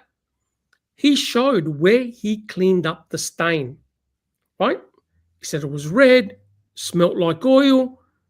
They cleaned it up, and we've shown pictures that show in this area the garage has been cleaned up. The ground is much cleaner. Those vehicles, the Suzuki, the snowmobile, were leaking. They cleaned up because, as people have said, motor oil is very slippery, very dangerous, gets on your shoes. Susan. Yeah, I've just been thinking if they were truly, just trying to figure out what happened here, why didn't, when they didn't find anything in the garage, why didn't they go outside and look on the side of the garage where Brendan initially said she was shot? They could have luminoled that wall. Because now you've got a shooting scenario occurring out in the open, 10 shots, and there are people home next door. Right, but they're investigators. I mean, this is what the kids said. That's what you do. I don't care if there's snow there or not. You remove the snow. That's why it also adds to the fact that this is all just BS. Correct. But there's also one other individual who was outside by the garage, and that was a dog, the bear. Yep. Bear. Right. Do you think Bear would have not barked, thinking, mate, why are you shooting this person 10 times in front of me? What the hell is going on? A dog will bark. A dog, that's fear. That's fear, right? So as soon as Brendan said we shot her on the side of the garage, they're going, oh, no, you didn't. Oh, that's right. We shot her in the RAV. No, you did. So he's just changing the narrative. Wiggett and Fassbender are changing the narrative until it makes sense. So now this is the de facto location where Teresa died. See that diagram that Brendan drew? The reason why it's so important for the investigators, and I think even Tom Fallon showed it in court, because Brendan had placed the blood from Teresa directly behind the ride-on lawnmower. That's where Teresa was shot, right there. So therefore, they've got to find blood. behind the ride-on lawnmower, correct? Correct? Yeah. That's what happened. Yep. And microspayer blood on the western wall, southern wall, they found nothing. They found no blood spatter at all. Guys, this is not looking good, right? Brendan's telling them this elaborate story. He gave them a blueprint. Teresa was shot here up to 10 times. The investigators are going, holy shit, we tried luminol, that's a bust. We tried phenolphthalein, that's a bust. We tried visual, that's a bust. We moved every object in the garage, that's a bust. We went in the trailer, we're trying to find blood, that's a bust. We looked in between the trailer and the garage. There's nothing here. Anybody red flags gone up? How do we All over the- excuse that? all How over do the we place. excuse that? There's something else that I don't know how much if we've even discussed it. I don't think we have, but the drawing on the 27th. I mean, you can clearly see the one on the right from the first has got an exhibit number attached to it. Yes. Okay, the one on the 27th, I have to wonder, did I don't think that's Kaczynski, right. yeah, and or Fremgen and Edelstein see this? I don't think they did. Guys, we only saw this a couple of months ago for the first time. Yeah, We only I saw don't. this a couple of months ago. I don't really quite, because this is something, the one, yeah, I don't know. Just a Okay. question. Okay, so let's work on the hypothesis that this occurred. Teresa was shot there, right? 10 times. We look at the next slide, Jack 61. We can see the area that the investigator had focused on. That area right there, okay? The chalked area. That's where Erdl got a faint glow with luminol. He tested it with phenolphthalein. It came up negative. Remember how I did the calculation last podcast? 1 in a million dilution. For every drop of blood, Stephen needed 50 liters to dilute the blood so it doesn't get picked up, right? You're going to splash a huge amount of diluent to totally remove the blood, correct? Huge amount. Otherwise, luminol bring it up. No problems at all. So look at that spot and ask the question, and I'm interested in people in chat, does that enclosed chalk area, does that look extensively clean to you? Is that bleach white? Does that look clean to you? No. No. No. Whereas at the front of the garage, remember right at the front where it looked white, cleaned? Yes, That's where Brendan said they cleaned. that's right. Right?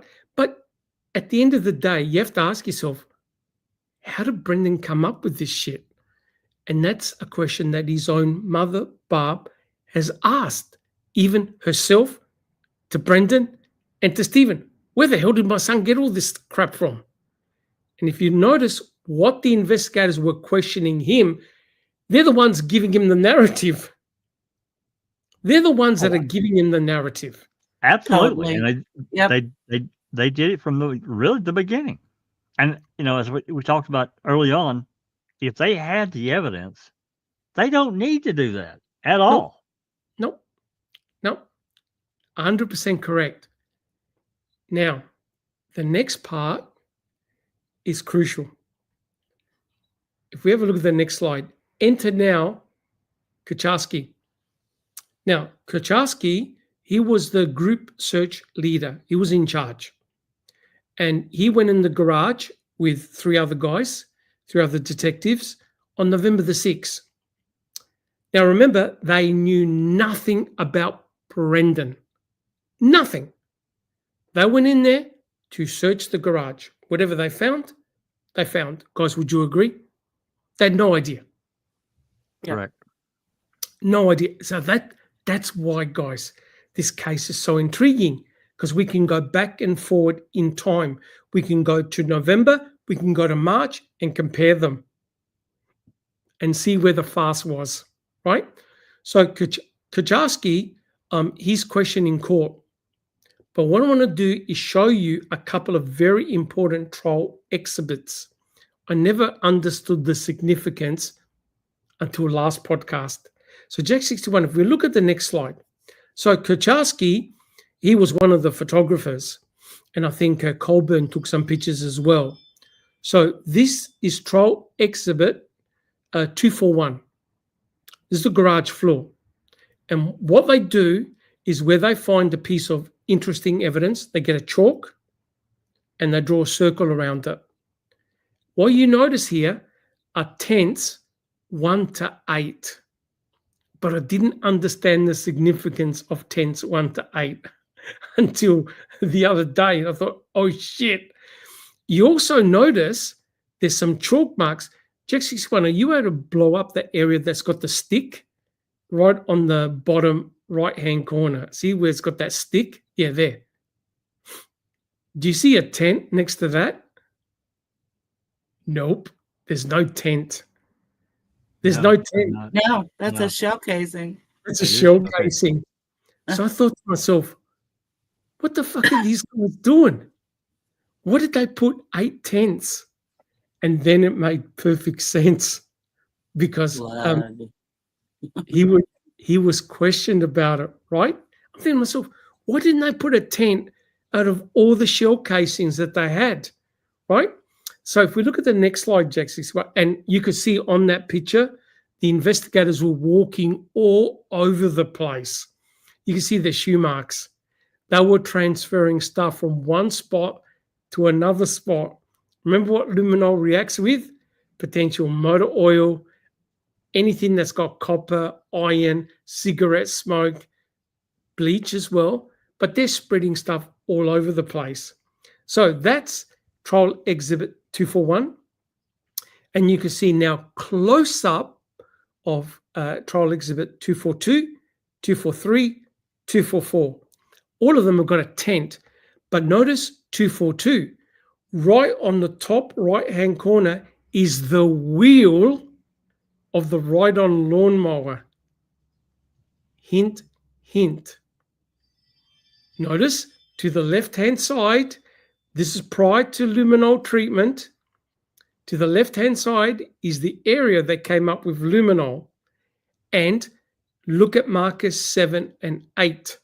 Right in the same location that came up faint with luminol, right? So now, if you zoom out a little bit, Jack 61, and look at the other exhibits, I drew some arrows.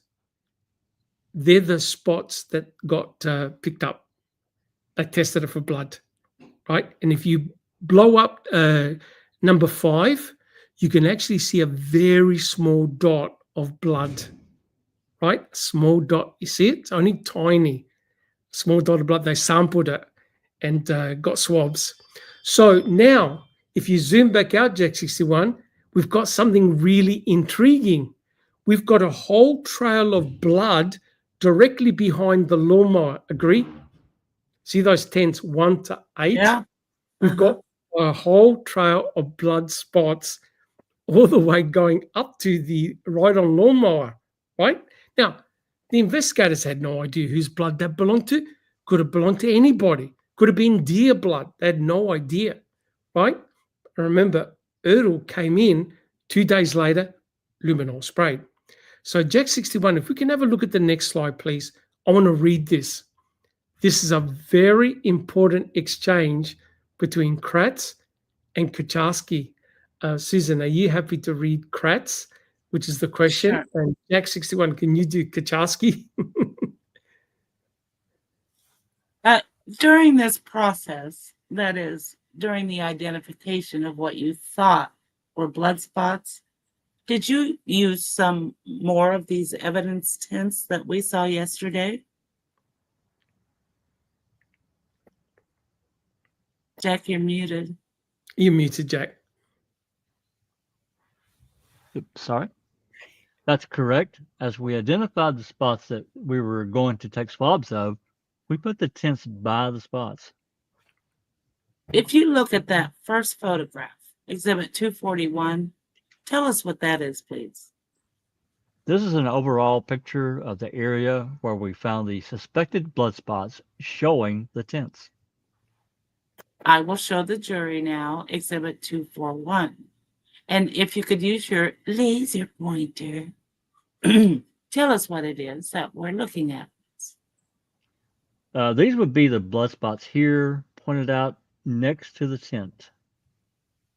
What I see are photo or tents 1 through 8. Is that right? That's correct. What does that mean? Why did you use 8 different tents?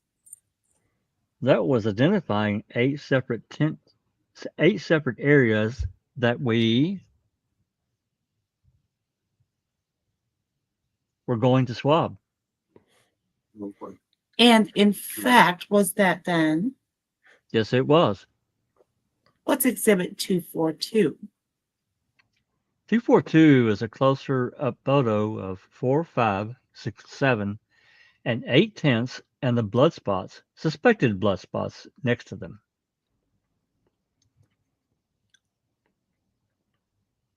Sorry. And as we look at exhibit number 242, and actually since it's a digital photo, I'm able to zoom in to tent number 6 as an example. Do you remember this? These spots in this image in particular? And what is it that we're looking at? You can see a few spots here to the left of the tent, and then also some type of pattern in the suspected blood spot there. Now, those stains, whatever they were, these were collected all by the same method. That is, by using what's called swabs, or these, it's a large Q-tip, is what it looks like. Is that right? Yes. And what's exhibit 243, please? 243 is a closer up picture of tents 4, 5, and 6 and the corresponding blood spots, suspected blood spots there. Again, these were all on the floor of what was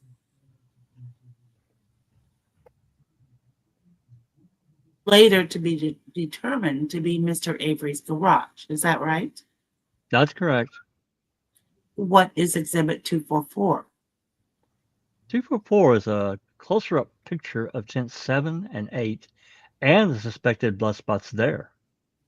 And we'll just take a look at that. In this photo, you note, or I note anyway, what looks like a piece of paper, a chart indicating some kind of a ruler or measuring device, as well as a color palette. Can you tell us what that is and what it's used for? That's something that we brought into the scene. That's a scale, basically something that if that was going to be attempted to be processed, that transfer there, that pattern would have been processed. They would have needed a scale so they can blow up the picture and process it. That's why we edited on that picture. On the 6th of November, did you have any, this is just the first full day of searching, did you have any idea of the significance of any of these spot or patterns? No, we were just generally looking for items that jumped out at us.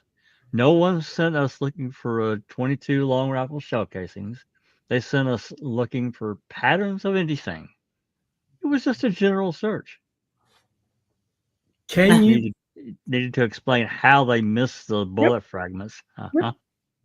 Yep. So remember, guys, and in chat, Kratz, Fallon, and Garn already knew about Brendan Dassey and what he confessed to. So somehow Kratz cannot mention Brendan during Stephen's trial, right? Otherwise, it's going to be a mistrial. So he's giving the impression, well, guys, you went in there, you processed it. What were you looking for? I go, oh, we don't know. It's just a general search. So that's why the criticism is, well, guys, you went in there, you saw spent shell casings, you saw blood. Did that raise any alarm bell? Oh, no. Just a general search. We weren't looking for bullets. So the impression is they went in there, they processed it, they were there for nearly 2 hours, but don't worry, we didn't find anything. But here's the important clue. Wherever there was a tent, there was a drop of blood. Agree? Wherever there was a tent, Yes. they spotted blood. Right, so their aim was this. Wherever they saw blood, they took a swab. They wanted to test whose blood that was. Agree, guys? That's right. The whole trail of blood is where? Behind where? The mower. The ride-on lawnmower. Brendan Dassey, where did he say that they shot Teresa Horbach? Behind the mower, near the Jeep or the Suzuki. So is it just possible that Brendan remembered Stephen's blood on the ground? Possibly. Right? Because there was blood on the garage floor, including behind the Suzuki Samurai. Remember what Brendan said? Would that place Teresa behind the wheel of the Jeep? Well, remember what he called the Suzuki Samurai to O'Neill? He called it the Jeep. Jeep. Yep. The Jeep. He The did. Suzuki Samurai is often referred to as a Jeep. So somehow, could Brendan have transposed Stephen's blood on the ground with Teresa's? Come up with this elaborate story, right? So what they did, if we have a look at the next slide, they collected the swabs, right? I found the original document. They collected 10 blood swabs, not 8, 10 from Stephen Avery's garage. Look at the date, the 8th of November, right? And you can see the item G to P. They sent all the blood swabs that they took in the garage and they gave it to Cherie Cohen, right? So all the swabs were given. They had no idea whose blood that had belonged to. Look at the next slide, Jack 61. We can see from Cohen's DNA report, she had I think she tested each one to determine the presence of blood by, I think, a phenolphthalein test. Item H had no blood in it, so it was a stain that wasn't blood. But look at the rest. Item G, item I1, item J, item K, item O, and item P all produced genomic DNA profile belonging to Stephen Avery. All belonging to Stephen. Remember that row? And also behind the Suzuki Samurai, it's all blood from Stephen. That's right. None from Teresa. Now, 2 samples only had trace DNA levels. The DNA level was very, very low. Couldn't get a profile, and item N produced no profile at all.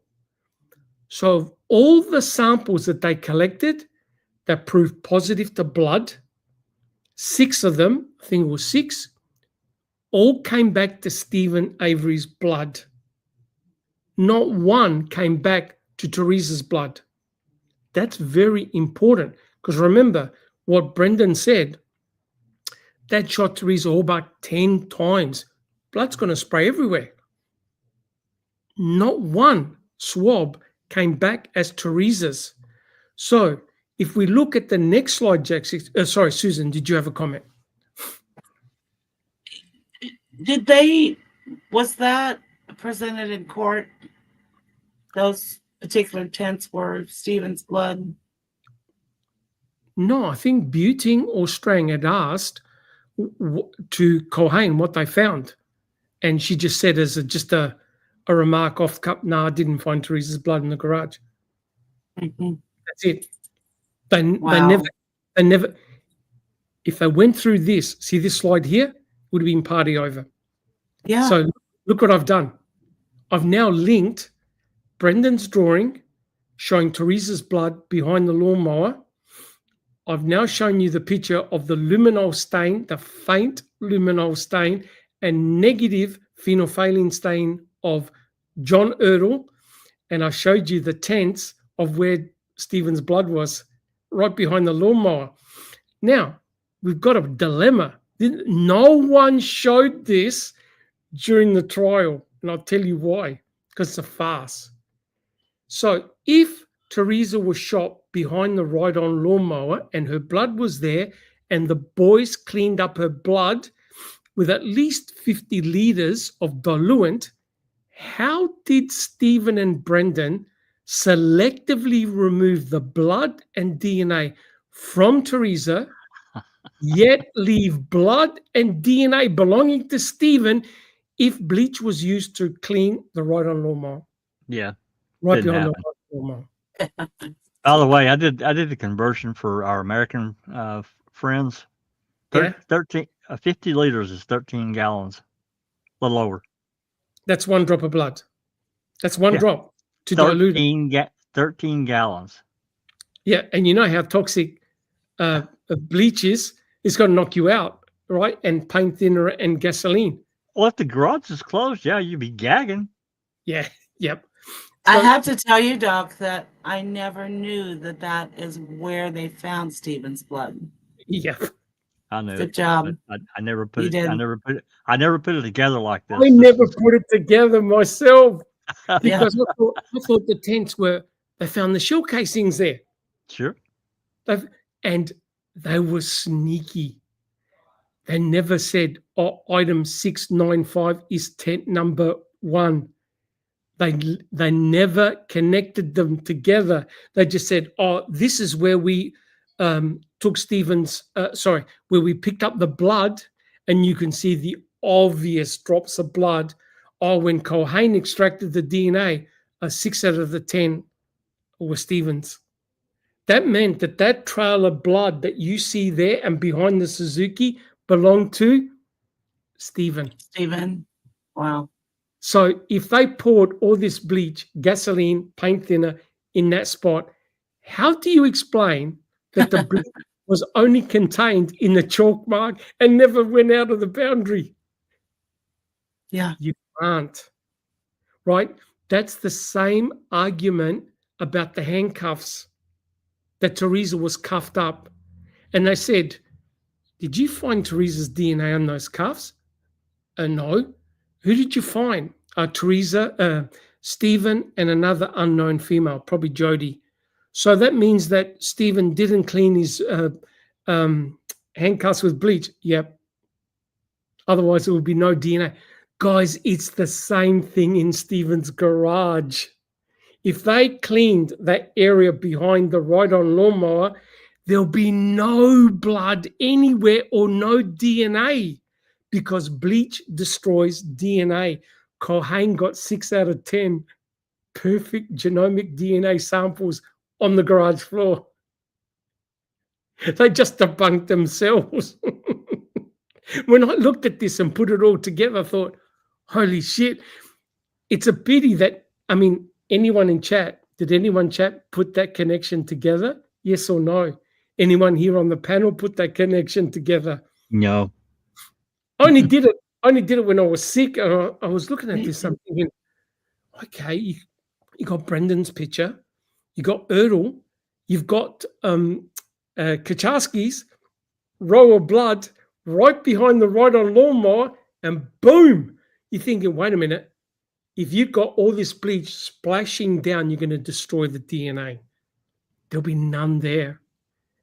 And Culhane got 6 out of 10 perfect genomic DNA samples. And that garage was meant to be treated with liters and liters of bleach, paint thinner, and gasoline. Mate, there was no crime scene in there. Never happened. None. Again, notice what I did. 3 independent diagrams. Yep. 3.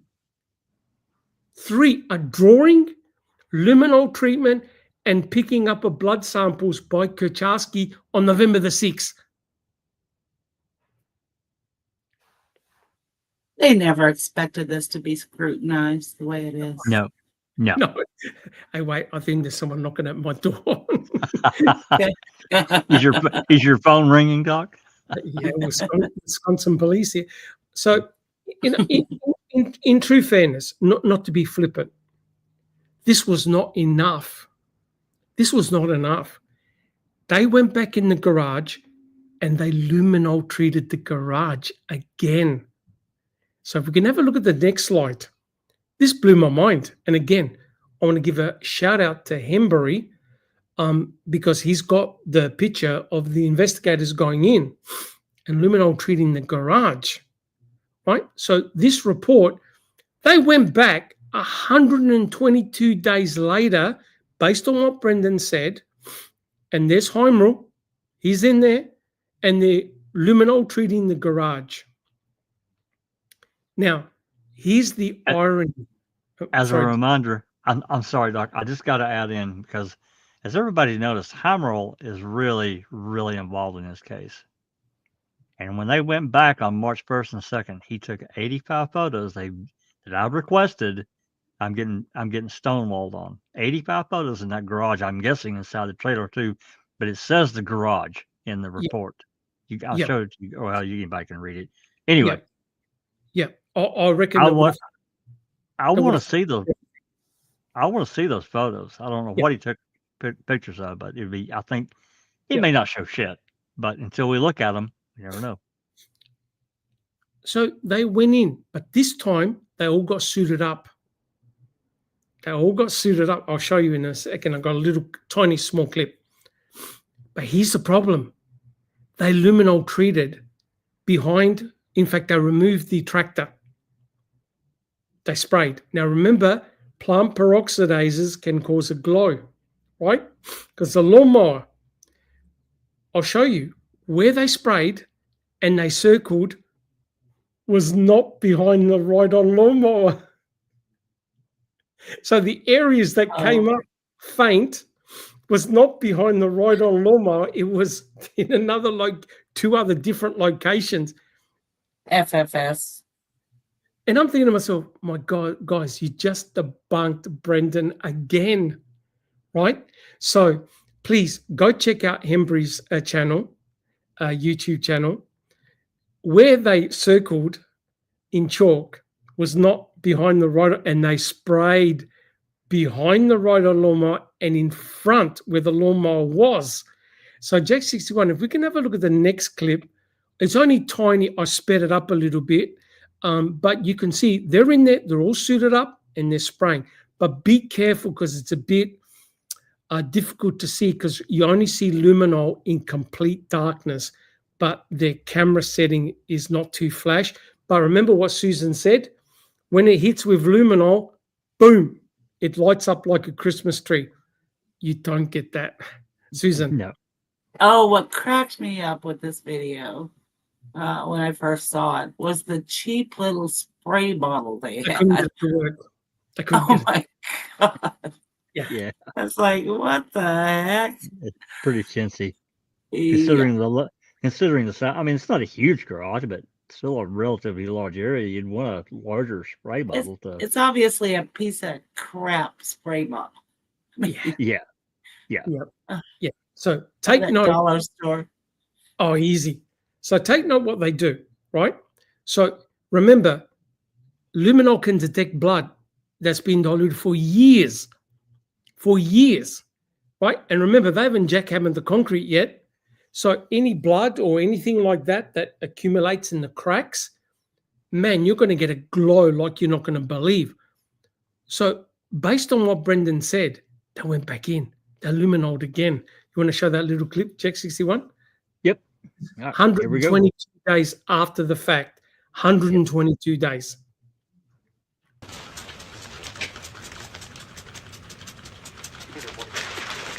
That's where the ride-on lawnmower is. Or was. That's the whole thing. All right. You come straight backwards, yeah.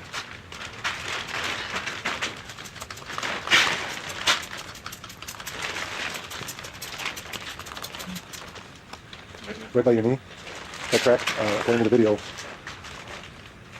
where the big chalk mark is too. That crack is fluorescent.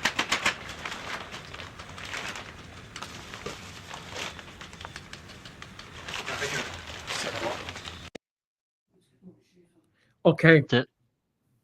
So you could see they actually sprayed the entire area behind the ride-on lawnmower. Nothing of significance. Otherwise, I would have pointed out and circled it. And they even... Doc, I have a question. Mhm. Why do you suppose that Stephen's blood didn't react to that? I don't know. Yeah, don't that's know. weird. I don't know. Huh. Where they got positive reactions, they drew a circle around it. But I'm not 100% sure whether they went all the way down on that spot or no. I think I've got an answer.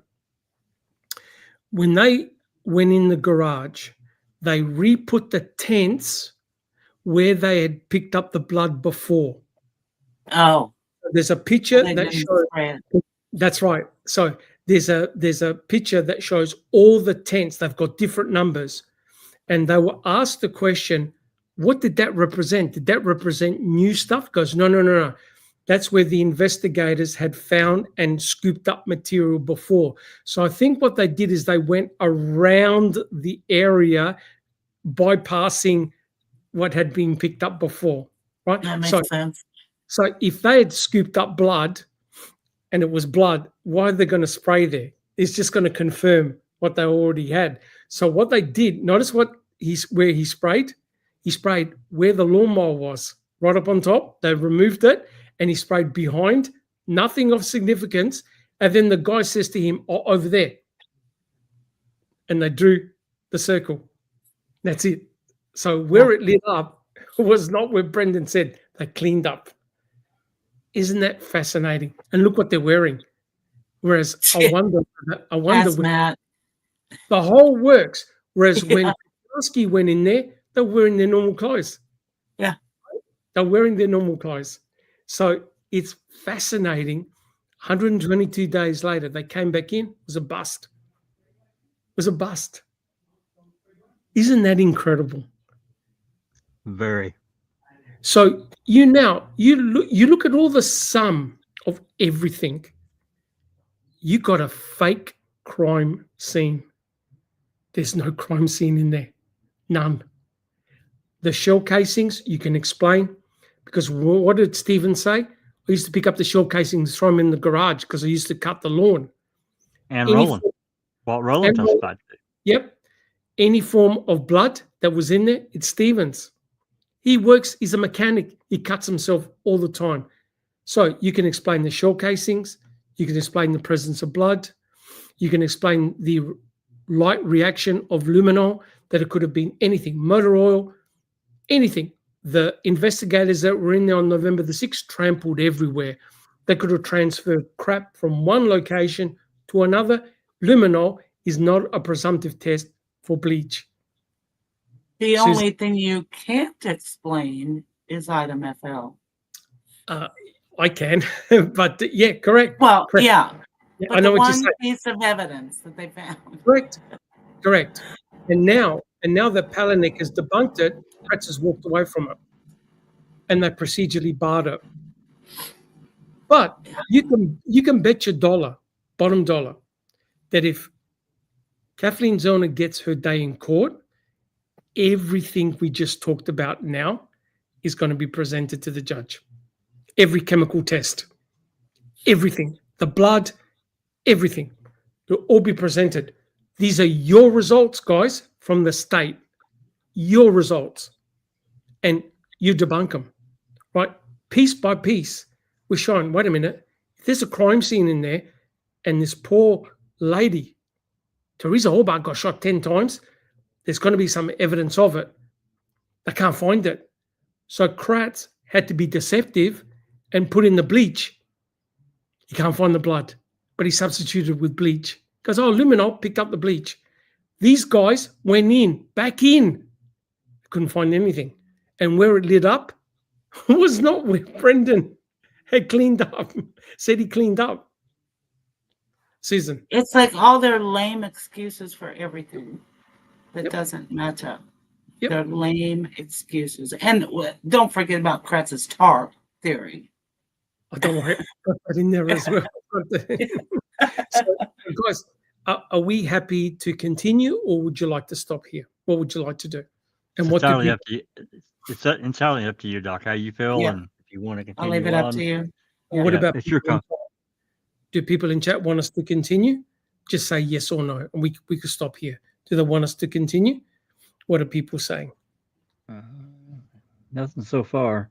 You guys want us to continue on, or break it here and start again next week? It's up to you all too. People want us to continue? Okay. All right. So now we're on 24/7, Doc. okay. So now we're going to show you, this is the last part. We're going to show you how, in fact, let's have a look at the next slide, Jack 61. I'm going to show you exactly how Kratz, Fallon, and Garn used the bleach to place Stephen and Brendan in the garage on October the 31st. Remember when Barb challenged Stephen? How did my son get the bleach on his pants? Oh, that was ages ago when I cleaned the garage floor. Not even Stephen knows when they clean the garage floor, right? And Brendan never mentioned initially cleaning the garage floor until later. All he said was, hey, I just helped my uncle move in the Suzuki. That was it. Then I went home. So we're going to show you how it panned out in two trials. So Jack 61, if we look at the next slide, please. This is their way of thinking. Oh, Brendan has got bleach stains on his pants. We found a bottle of bleach. Belongs to Stephen. Oh, we couldn't find blood behind the ride-on lawnmower, but I believe, this Kratz, I'm asking the jury to infer that the luminol detected bleach. Oh, but wait, Brendan said that he used bleach, gasoline, and paint thinner to clean behind the ride-on lawnmower. That means that Brendan was there. Oh my God, if Brendan was there, Stephen was there, they shot and killed Teresa Hallbart in the garage. Guys, you understand what Kratz did? Oh yeah. Based on the false premise that the luminol detected bleach. Right? I'm going to show you how they did it in court. So Jack 61, if we look at the next slide, please. Susan, are you happy to read out Kratz? This is Kratz in his opening statement. Guys in chat, take note of the number of times the word bleach is used. Let's go, Susan. Brendan Dassey will tell you that the garage that thereafter, when they walked back, that the garage was cleaned with bleach, was cleaned with gas, was cleaned with paint thinner, that Mr. Avery took the Toyota key, put it into his bedroom, that Teresa's clothes were thrown onto the fire. There are statements from Brendan. Okay, so notice he's referring to what Brendan said, right? And it's to do with the bleach. So the emphasis is very much on bleach and what Brendan said. Okay, if we can have a look at the next slide, Kratz continues. Susan, are you happy to read that? Yes, Tom. Okay. Brendan says that the garage floor was cleaned with paint thinner. You're going to hear from a man by the name of John Ertl from the Crime Lab, who will talk about I think I'm going nuts, who will talk about a 3 or 4 foot circle just to the left and behind the riding tractor, which is a big bleach stain. Mr. Earl will talk about that bleach stain. You'll see that bleach and paint thinner are recovered. But perhaps most important, Brendan himself hands over to the investigator Fassbender his jeans. Dun, dun, dun. He says, these were the pants I was wearing that night, and these pants are splashed with bleach. Cleaning Uncle Steve's garage. Okay. Good So- God. Yep. So notice what he's doing. He's associating Stephen with Brendan, with the jeans, with the bleach, with the cleaning. Agree? Yeah, absolutely. The linking item is the bleach bottle and Brendan Dassey's jeans. Yep. In fact, one of the most incriminating pieces of evidence or non-pieces of evidence that the state had were Brendan Dassey's jeans. Out of everything, we can debunk item of Phil, but the jeans were cleverly used to place Stephen and Brendan at the crime scene. Do you see how they did it? Yeah. It's a very clever association, which Yep. Kratz hopes and Fallon hopes the jury connects, and they did. Well, And it they was a big inference. He's inferring again. Yes. Yep. Now comes one of the best exchanges between Garn and Culhane. This absolutely floored me when I read it. And now I understood the significance of what they were doing. Garn is just as guilty as all of them, because look at the exchange that he had with Culhane. Okay. Jack 61, are you happy to read Norm Garn, your favorite? Oh yeah. And Sharik, Susan, would you like to read Sharik Culhane? You sure you don't want to do that, Sugar? Okay. I'll excuse you with your voice. Thank you so much. All right, no, I'm gone. And what does bleach do to DNA? Bleach basically chews up DNA and destroys it. God damn. Yep.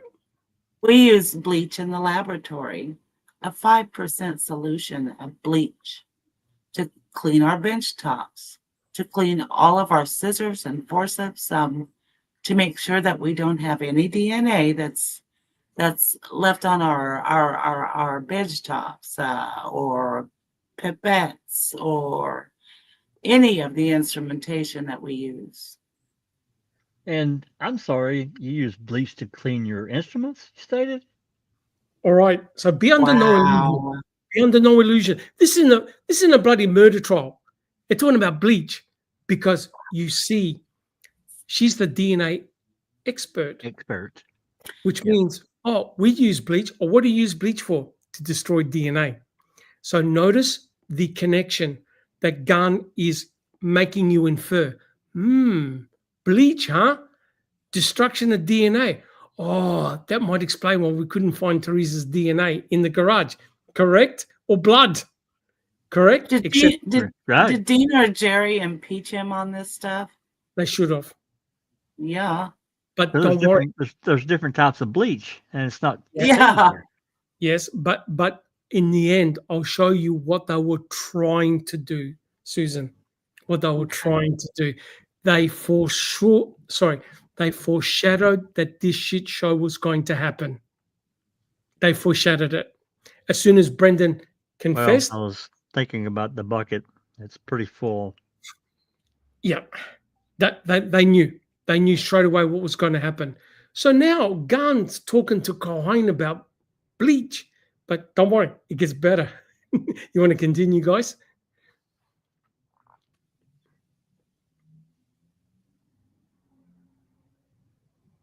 Yes. Yep. Who's doing the questions? Jack. I'm doing the questions. Yeah, Jack is. Yeah. Did you say yes? I didn't hear you. I'm sorry. Yes. And the reason being because it basically kills the DNA. Yes. And if these pants had been washed a number of times, or what is it that's going to do to potential DNA if you've had a number of washings of pants? Well, in most cases, DNA is when he stutters like this, he's lying. That's her. That's Yeah. Colhane. That's Colhane. Her. Okay. He's got no Well, idea. In most cases, DNA is if it's in a material like blood or semen or a biological fluid, it's going to be soluble in water. So the more times you wash it, depending on how thorough you wash it or what type of, whether you wash it with bleach, whether you wash it, what type of detergent you use, eventually it's going to destroy the DNA. Or at least wash it from the garment where we would not be able to detect it. And so, yeah, really. And so cleaning materials like bleach or wiping surfaces clean, that all also would have an impact on whether you will find DNA on a particular item's test. Yes. And is there anything in the literature that discusses what the absence of DNA at a crime, excuse me, Good, oh, that didn't switch. There we go. At a crime scene means? most of the references that you see in the literature, the absence of DNA is basically inconclusive. Take note. The presence of DNA obviously point to some sort of physical contact. The absence of DNA, because there's so many variables. It either there was no contact, it wasn't there in the first place, or it's been destroyed by some environmental factor, or it's just in a level that's too low to detect. So basically, the absence is an inconclusive conclusion. And all that, and all the other variables kick in too, whether someone's a good shedder or a bad shedder, correct? Oh, yes, correct. The surface area that perhaps the biological substances is left upon, correct?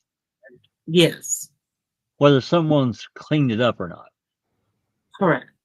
So the absence of DNA at a crime scene does not mean someone was not there.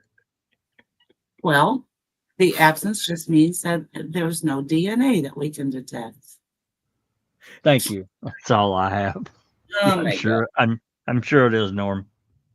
Oh yeah. So Ah. these guys are going. We tried to find DNA or blood of Teresa on Brendan's pants. We can't find any. Why do you think that's the case, Cherie? Oh, because he washed his pants so many times, he diluted out the blood, got rid of all the DNA.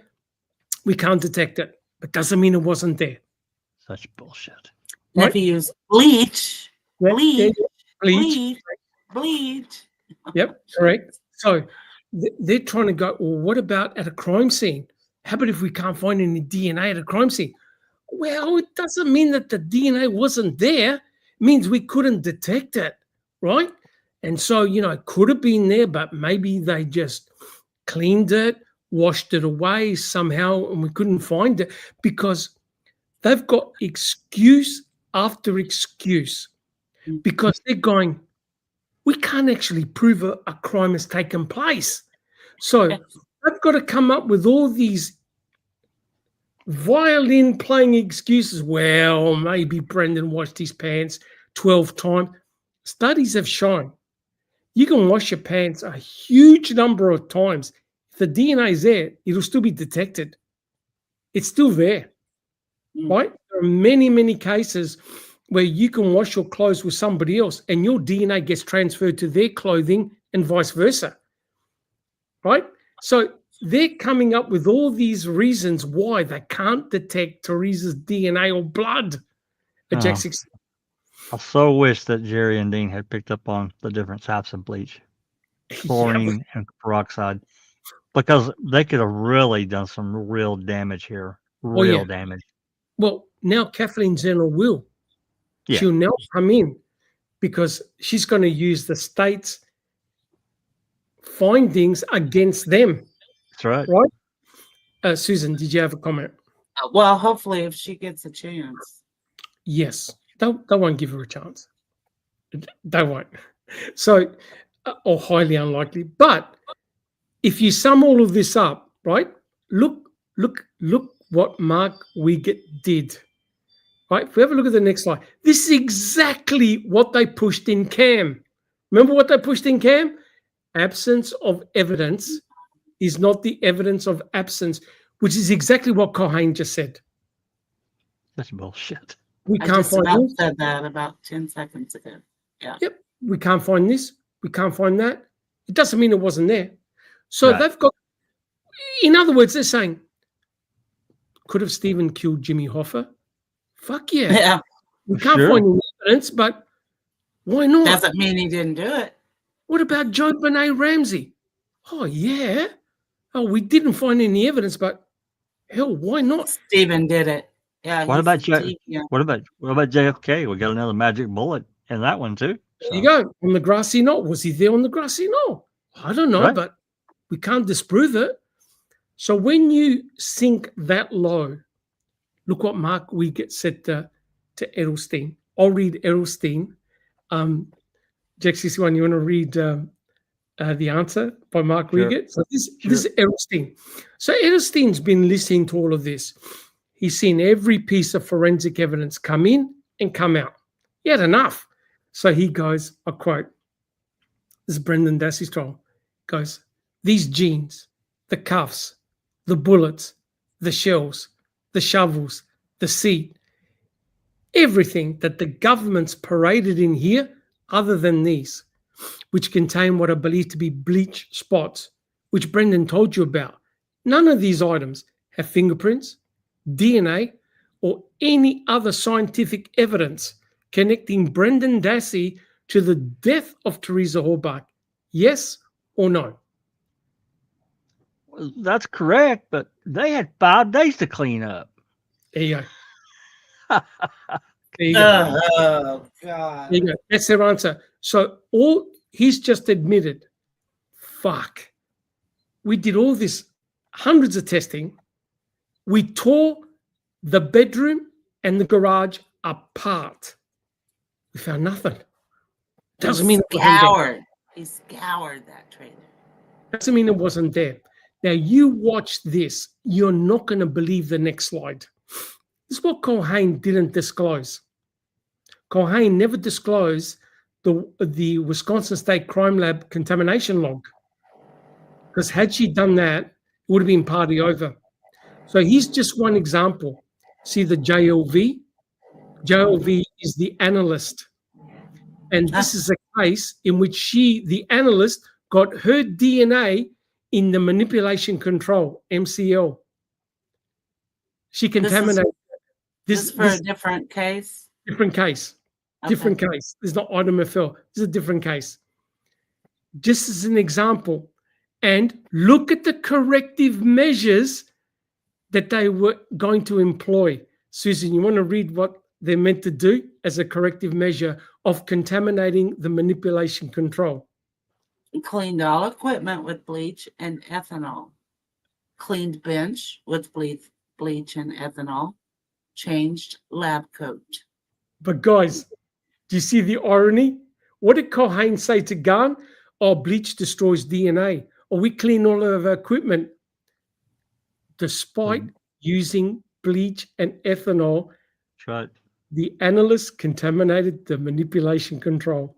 Despite cleaning everything with bleach and ethanol, which is what they meant to do at the start of every experiment, they still got samples contaminated. You know why? Because DNA is promiscuous. It's everywhere. It's very easy to contaminate your samples.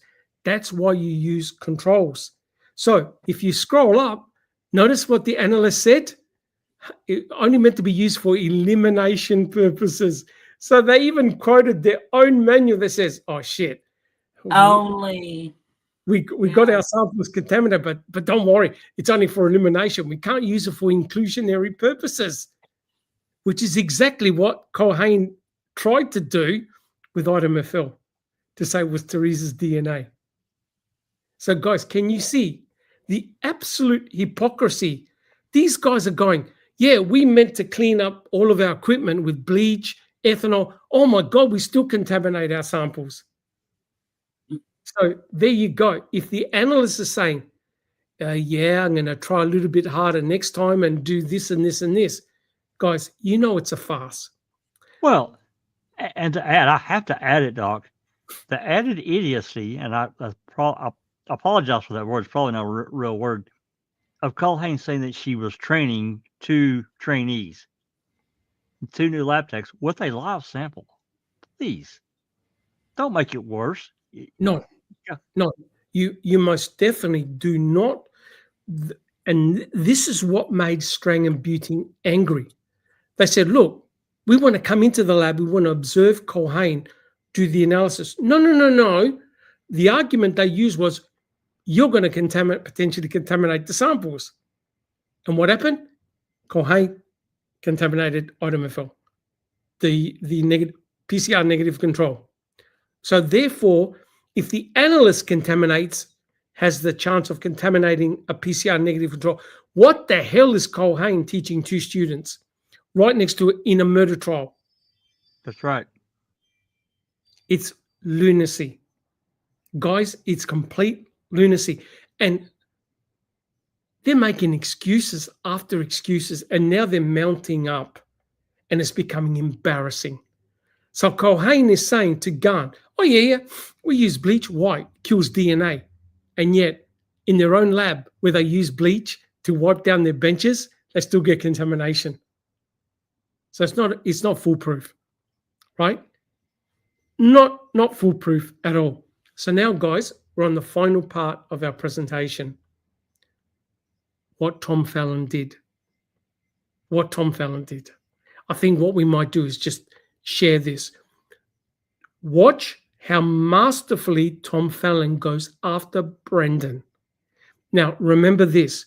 In Stephen's trial, they had to do it by indirect manner. Indirect. They had to put the blood as bleach.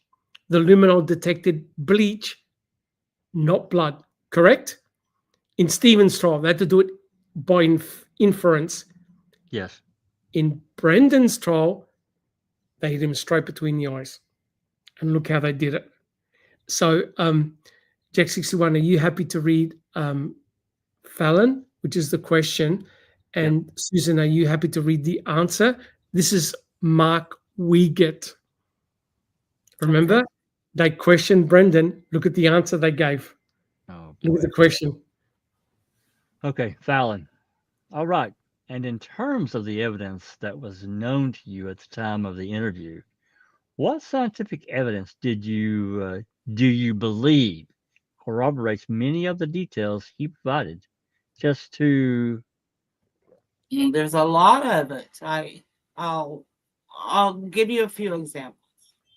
The bleach, for example, corroborates what he says about cleaning up in the garage. We find the bleach bottle where he says we'd find the bleach bottle. The bleach bottle's empty. The rake and the shovel, which he says they took out of the garage to help tend the fire. Where do we find the rake and shovel?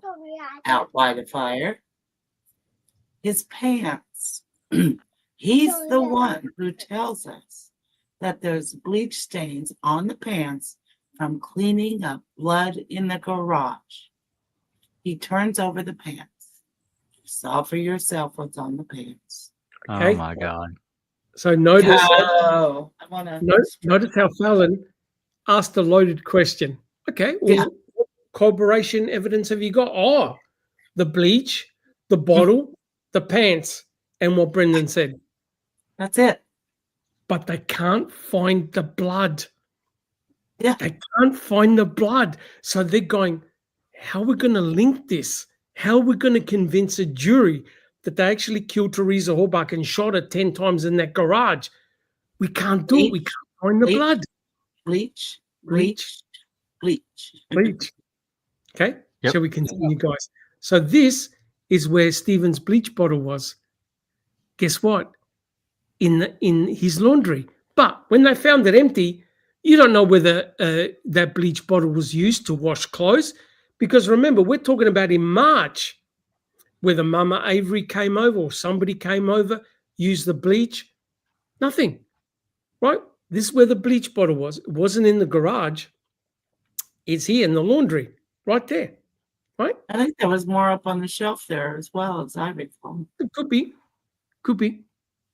Yeah, I'm not sure what type of washing powder that was. I know he had different types of washing powder, but that's the bleach bottle, the Farm Fleet bleach. Everyday household product. Correct. And shockingly, it's found in the laundry. Look, it's found in the laundry. But it's empty, Dr. Silkman. Correct. And notice that Stephen didn't burn the bleach bottle to get rid of the evidence. No, he just left it. Because it wasn't used to clean up blood, right? All right. Shall we continue, guys? Susan, are you happy to read this? So this is now, they're honing in on Brendan. This is Tom Fallon in the closing argument. Time passes, but there's more cleaning up to be done. There's more cover up to be done. The floor in the garage where the shooting occurred has to be cleaned with paint thinner, with gasoline, and with bleach. Bleach. Why would you use bleach to clean automotive stains off a floor in a garage? You wouldn't. But if you're Stephen Avery, you would know how to use bleach to destroy the evidence. What else is destroyed? Her clothes. There wasn't just a bag of rags that was used to clean up. Teresa Halbach's clothes were used to clean that up. And they were thrown in the fire along with the bedding.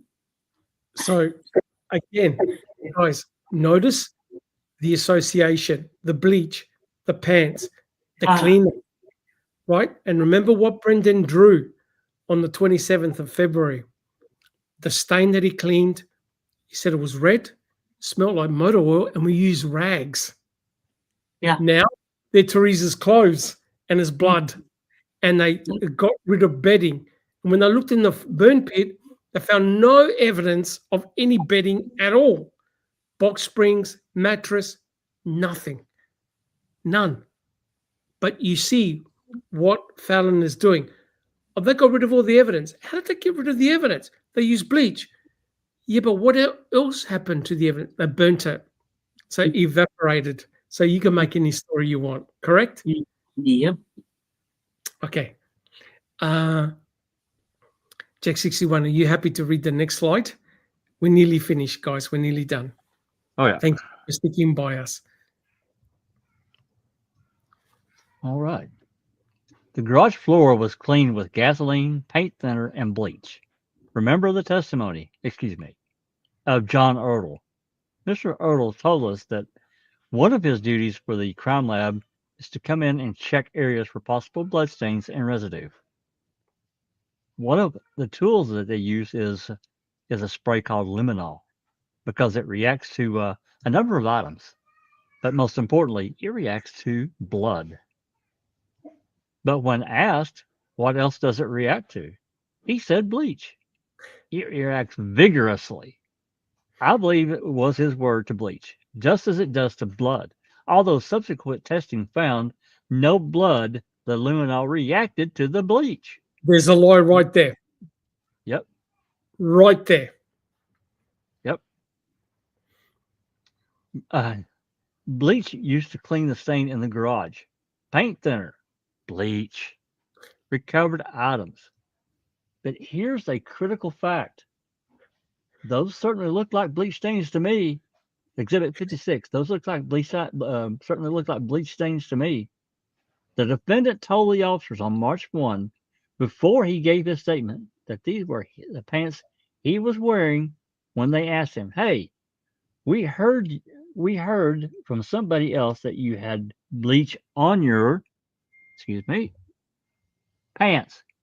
He said, "Yeah, there is bleach. There are pants. There are the pants." Now, it seems to me that the last time that I spilled bleach on any of my clothes unless I knew it, unless I saw it. You don't really recognize that there's bleach on there until they're washed. The defendant is trying to sell you a bill of goods, saying, "Well, I didn't bend over, I didn't get dirty, but I decided to wash my pants, even though I just put them on an hour or two earlier." I don't think so. Okay. Dr. Okay. Fallon. So This Dr. is so ridiculous. they're using Brendan's own words. But what I find disingenuous is how they use Erdel's findings incorrectly. Correct. And they did it twice. They did Yeah. it in Stephen's trial, and you saw it in Brendan's trial. Oh, reacted vigorously. And they knew it. They knew it. knew they were lying. They knew it, and Ertel knows it to this day. He Yeah, fucking knows it. they all Right? do. As a scientist, you try not to bullshit. As a scientist, you're doing a proper job as a scientist. You admit when you're right, when you're wrong. Ertel knows that he never drew the conclusion that he got a bright, sparkly reaction, intense, boom, yep, I detected bleach. And he never proved it. You've now seen in 2 trials, Kratz and Fallon make an erroneous statement about the finding of bleach, how luminol detected bleach. They both admitted we couldn't find any blood. Why? Oh, because they used bleach. And what did Brendan say? Oh, Stephen was just splashing it around. Where did they use 50 liters of diluent, gas, paint thinner, and bleach to dilute out the blood? Not a chance. None. None. And you saw behind the ride-on lawnmower, it's still stained. And I showed you right up along the back of the ride-on lawnmower is Stephen's blood. What did Culhane say? We use bleach to destroy DNA. What did the investigators find? 6 out of 10 was Stephen Avery's DNA and blood, which meant that floor never got hit with bleach. Agree? That's right. Agree? It That's never right. got hit with bleach. And it begs the question, how the bloody hell did Item FL get DNA on there? It makes no sense, right? It makes no sense. But here is where the hammer fell on Brendan. Susan, you want to read it? You watch what he said, what Fallon said. People who are innocent don't confess in the detail provided to the extent this defendant provided it. They don't do that. This isn't your walk in off the street. I killed John Benet Ramsey. We're about as far away from that idea. And I'm not quite sure where Dr. Gordon's coming from, but I'm sure glad he's going to Missouri. People who are innocent don't confess. The defendant confessed because he was guilty, because he did it. An innocent person is going to deny the suggestion. They're not going to admit to this, not to the degree that the defendant did. Now, let's keep one other thing in mind. I'll listen to that argument. It makes my blood boil because those officers treated the defendant a heck of a lot better than he treated Teresa Hallbaum. Mother freaker. Oh, I want to strangle him. Yep. So He's such a liar. He knows that there's false confessions. yes. Oh my God. Yep. So if you're listening to this in court, you're horrified. You're absolutely horrified. Oh my God, Brendan did this, Brendan did that, Stephen did this. Guilty, Your Honor. All 3 charges. Now, we're nearly done. We look at the next slide. This is what the state did. This is They only exactly care what the about state winning. They only Winning. care about winning. did. So this is their thinking. This is what they projected in both Stephen and Brendan's trial. Okay, bleach. Well, we know that Stephen's got bleach. We found a bottle of bleach. Oh, that bleach got on Brendan's pants. Look at the diagram that Brendan drew. He drew the blood where they cleaned it up behind the ride-on lawnmower. Oh my God, he drew himself, his uncle, and Teresa on the ground.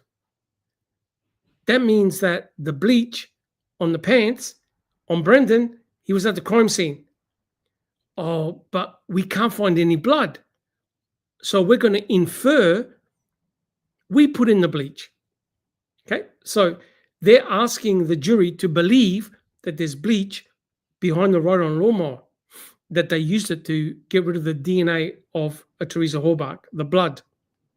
Oh my God, guess what? The investigators found a bullet in the same garage that Teresa, her RAV4, Stephen, and Brendan were in. And oh my God, that bullet contains Teresa Horbach's DNA.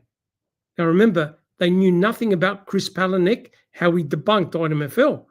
So the jury are listening to this in both trials thinking, you dirty bastards, you killed that woman. Guilty on all charges. That's how they did it. The inference. All theatrics and inference. All pure theatrics. 100%. So they can't put Teresa's blood in there, but they put bleach in there. So the inference was, well, Brendan, he's got bleach stains. They cleaned up her blood. Hell, we can't find any blood spatter anywhere. Oh, look. Thank God we found the bullet. And it's got her DNA on it. Therefore, what Brendan said is real. You get it? Check 61. Yeah, they even tested the bottom of that bleach bottle. They did. Yes. I think they did a presumptive test or something, and they didn't find anything. Yep. Well, let me summarize it for you. Here's the problem with the state's case, which Buting and Strang tried their best, but needed to push it harder. If we look at the next slide, here's the problem with the state's case of what they presented, right? So they're trying to put Stephen and Brendan at the murder scene. The problem is, where's the blood? They checked the bleach bottle. They did a presumptive test for blood on the bleach bottle. You're thinking, wait a minute, they're picking up blood, they're handling blood, they're cleaning blood. They're going to transfer some of the blood onto the bleach bottle itself. Presumptive negative. No sign of blood. Oh, hell, we didn't tell anybody, but the bleach that Stephen had was chlorine-based. It's not going to destroy the heme. In other words, if the blood is there, it's going to be detected by phenolphthalein. We got phenolphthalein negative. Shit, let's don't say anything about that bleach. What do Erdl say in court? If I was to do it, I'll use a peroxide bleach. Well, guess what, Sherlock? It's a wrong bleach. It's not going to eliminate the blood. It may dilute the blood, but it's still there. Still be picked up by phenolphthalein, correct? That's right. Look at Brendan's pants. They can't find any DNA on it. They can't find any blood on it. We looked, we checked, can't find anything. Or, according to the state, Brendan must have washed his pants so many times. Brendan said he washed his pants once and then put them away. Once. I can't find anything on his pants. Then you have the call from Barb to Stephen. When did you clean the garage? Oh, that was ages ago when I was doing your van, when we cleaned the floor. Brendan never mentions initially that he cleaned the garage. He just said to his uncle, he said to O'Neill and Baldwin, I just helped moved in the van, the Suzuki Samurai, and I went home. No cleaning up. That probably took place at a different time. Look at the crime scene that Brendan drew. You can't prove that there's bleach on the ground. They found no blood spatter, no microspray, nothing. They luminol treated that garage twice. The areas that the investigators found the second time round was nowhere near where Erdl found his faint glow. They could not prove that what they detected on the ground was bleach. They inferred it, which means they can't put Teresa Horbach in there. They can't put her RAV4 in there. There's no physical forensic evidence to do it. Look at the bullet. The bullet's the biggest joke out. We've gone through the bullet 1,000,001 times. The bullet, how did it get there under the green compressor when there's a toolbox in front? That destroys that hypothesis. And the bullet contains wood, shards of wood, red paint. It means it hit the wall at high velocity, never hit a human being. How do you explain her DNA? Teresa's DNA came from the lab. You saw an example of someone's DNA, a lab analyst DNA, hitting the manipulation control. Teresa's DNA likely got into the bullet test sample or control as a result, in the test sample as a result of Culhane cross-contaminating it. It's exactly what I believe. She had Teresa's DNA, high molecular weight DNA, in the lab. She had extracted it. She kept the samples at her bench in a cupboard. Instead of putting them in the storage, she had them at her bench. Now, it's very easy to explain contamination, cross-contamination. Plus, Cherie Culhane had isolated item IG. Item IG was touch DNA on the inner door handle of the RAV4 where they found Teresa's DNA, which meant she had isolated Teresa's DNA at the workbench. How easy do you think it's easy to cross-contaminate? But not only that, Culhane put her own DNA in the negative control. So I can explain and debunk item FL 10 seconds. Jack 61. Again, if she's lax enough and sloppy enough to bring in 2 new lab techs to train them using a live sample, why wouldn't she just use an inner sample that didn't matter to a hill of beans? Correct. It's absolutely just mind-numbingly dumb to me. Correct. I hate. Correct. So if Zona is able to get a brand new trial, all of this will be presented, boom, by DNA expert. This is what you don't do. This is what Culhane did. This is what's wrong. This is what's wrong with the state's case. It's by inference. Like I said, and no one in chat will be here either or on the panel. There was 1 drop of Teresa's blood in that garage in Stephen's trailer. We're done. Oh, we wouldn't even be looking at this guy Thursday. Sorry, Steve. Mate, you can't explain that. But these guys tore apart Stephen's trailer, tore it apart. And they did the same to the garage. They tore it apart. They used phenolphthalein, they used luminol, and they did swabbing. They can't find Teresa's blood in there. The only outlier is item FL, and it can be debunked. Now, you think that's the end of the story. Look what Kratz wrote in his book. Susan, you want to read? Now, Kratz is no dummy. He goes, fuck, this is not looking good. I can't find no blood anywhere. Look what Kratz wrote in his book. Susie, you want to read it? Yeah.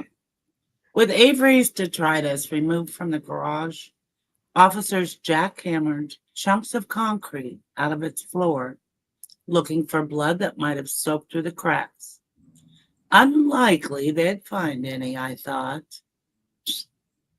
From the beginning, I'd theorized that Stephen put down a tarp on which to lay Teresa. So now we've got a bulletproof tarp that contains all blood. You notice what the common theme is. Never give up. Never admit you're fucking wrong. Ever. Oh, ever. No. Ever. And I have the same arguments on X and on Discord. The people arguing for this will never admit they got it wrong. There's always another excuse. How dumb the excuses are. Yeah. And now, sorry, Yeah. Susan.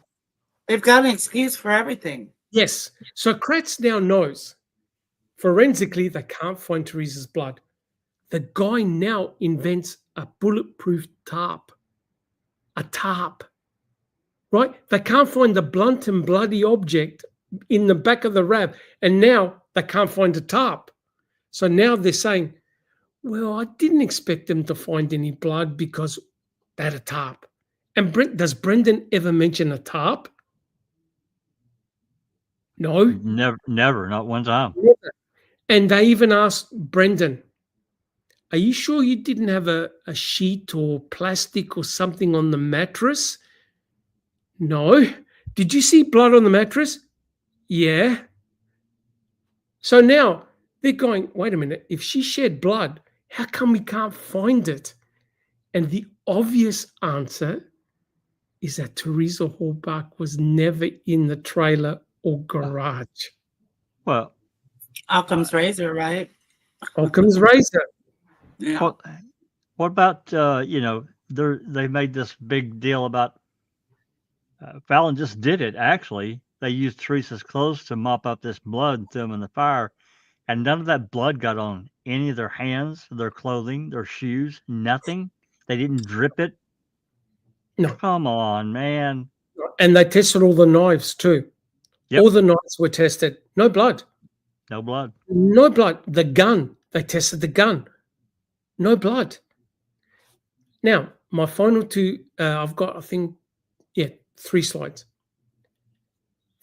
Buting and Strang knew something was going to happen. So, Jack 61, you want to read this? It's only a little snippet. They wanted fairness of forensic testing because they knew they were going to lay on the bullshit. You want to read number 7, Jack 61? Yeah, this is Strang. The new charges against Mr. Avery's nephew, Brendan Dassey, give additional reasons to assure the fairness of forensic testing and the appearance of its fairness. Obviously, young Mr. Dassey's alleged statements are inadmissible in their entirety against Mr. Avery. Further, forensic testing may be necessary to disprove events apparently alleged by Mr. Dassey. And this is on March 6, 2006, respectively, Dean Strang. So they wanted to ensure that the forensic evidence was going to be handled in a fair manner because they knew, oh shit, Brendan has done these confessions. We got an expert that's going to tear his confession apart, which they never used, of course. Look what Kratz wrote in the next slide. Susan, are you happy to read that, or would you like me to read the first paragraph? Please, Doc, can you do that? Yeah, I will. This is Kratz's response. State's response to defendant's motion to assure fair forensic testing. The state moves the court to deny defendant's request to permit defense observation of all scientific and forensic testing and to require the state to make a video recording of such testing. The defendant makes his motion pursuant to sections such and such, Wisconsin statutes, as well as upon constitutional grounds pertaining to due process and the Fourth Amendment. However, the defendant cites no authority for this position. The state is unable to address those issues because the defendant has failed to lay out exactly how this request is authorized by state statute or case precedent. You want me to continue reading? Yes, please.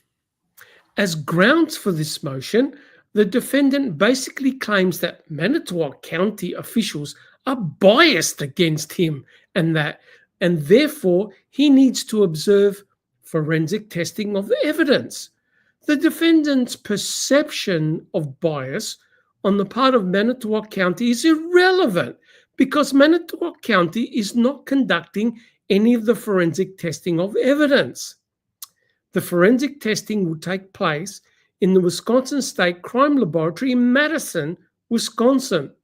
The defendant at paragraph 8, page 3 of his motion states that, quote, all have an interest in assuring that the handling of this case exceeds the normal standards and that its fairness is beyond reproach or question. What are the normal standards that the defendant is referring to? Why does Mr. Avery's case deserve to exceed normal standards, whatever they are? The state maintains that the Wisconsin State Crime Laboratory applies exceptionally high, strict, and stringent standards in all forensic testing and applies them to all criminal defendants equally. The state finds it astonishing that Mr. Avery wants to babysit and look over the shoulder of the same crime lab analyst who exonerated him a few years ago of a crime he did not commit.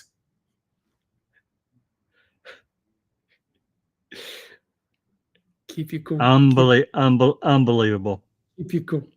This Madison Crime Lab analyst will use the same procedures, protocols, quality control, and quality assurance guidelines and required national standards in the analysis of the present evidence that were used when her DNA analysis freed Mr. Avery from prison. And the final page. I know, it's just freaking unbelievable. The state has addressed defendant's motion in the context of DNA testing. The state submits that the rationale in its response brief should apply to any forensic testing conducted at the state crime laboratory. For the above stated reason, the state urges this court to deny the defendant's motion to be present at the crime lab for forensic testing or have the state videotape any testing procedures. Signed, Mr. Kratz. March What's the he 9th. scared of? The truth. Yep. Yeah, Truth. absolutely. Imagine if they caught Culhane fucking around with the key and the bullet. Oh dear. So he's saying They should always have cameras on yeah, them. correct. I agree. Correct. I agree. So Kratz ensured no flipping way is anyone going to be watching Culhane do her testing. And remember, Culhane, in part, put Stephen in prison back in 1985 with fake hair evidence. Yeah.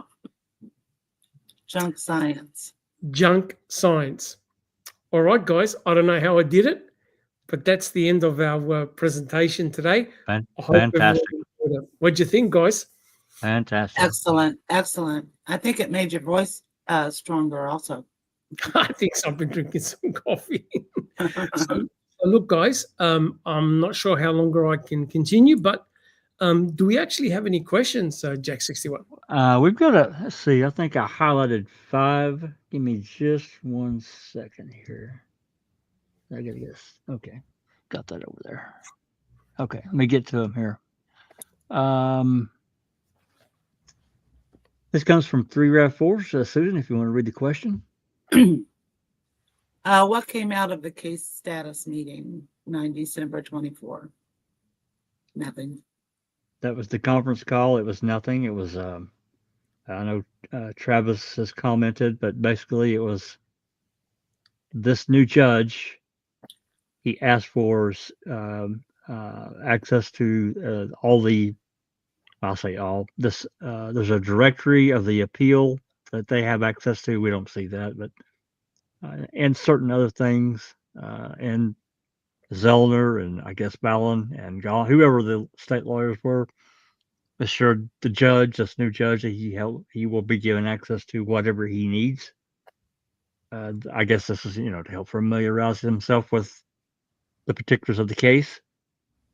And I think that was basically it. It was a very short thing. It was nothing really.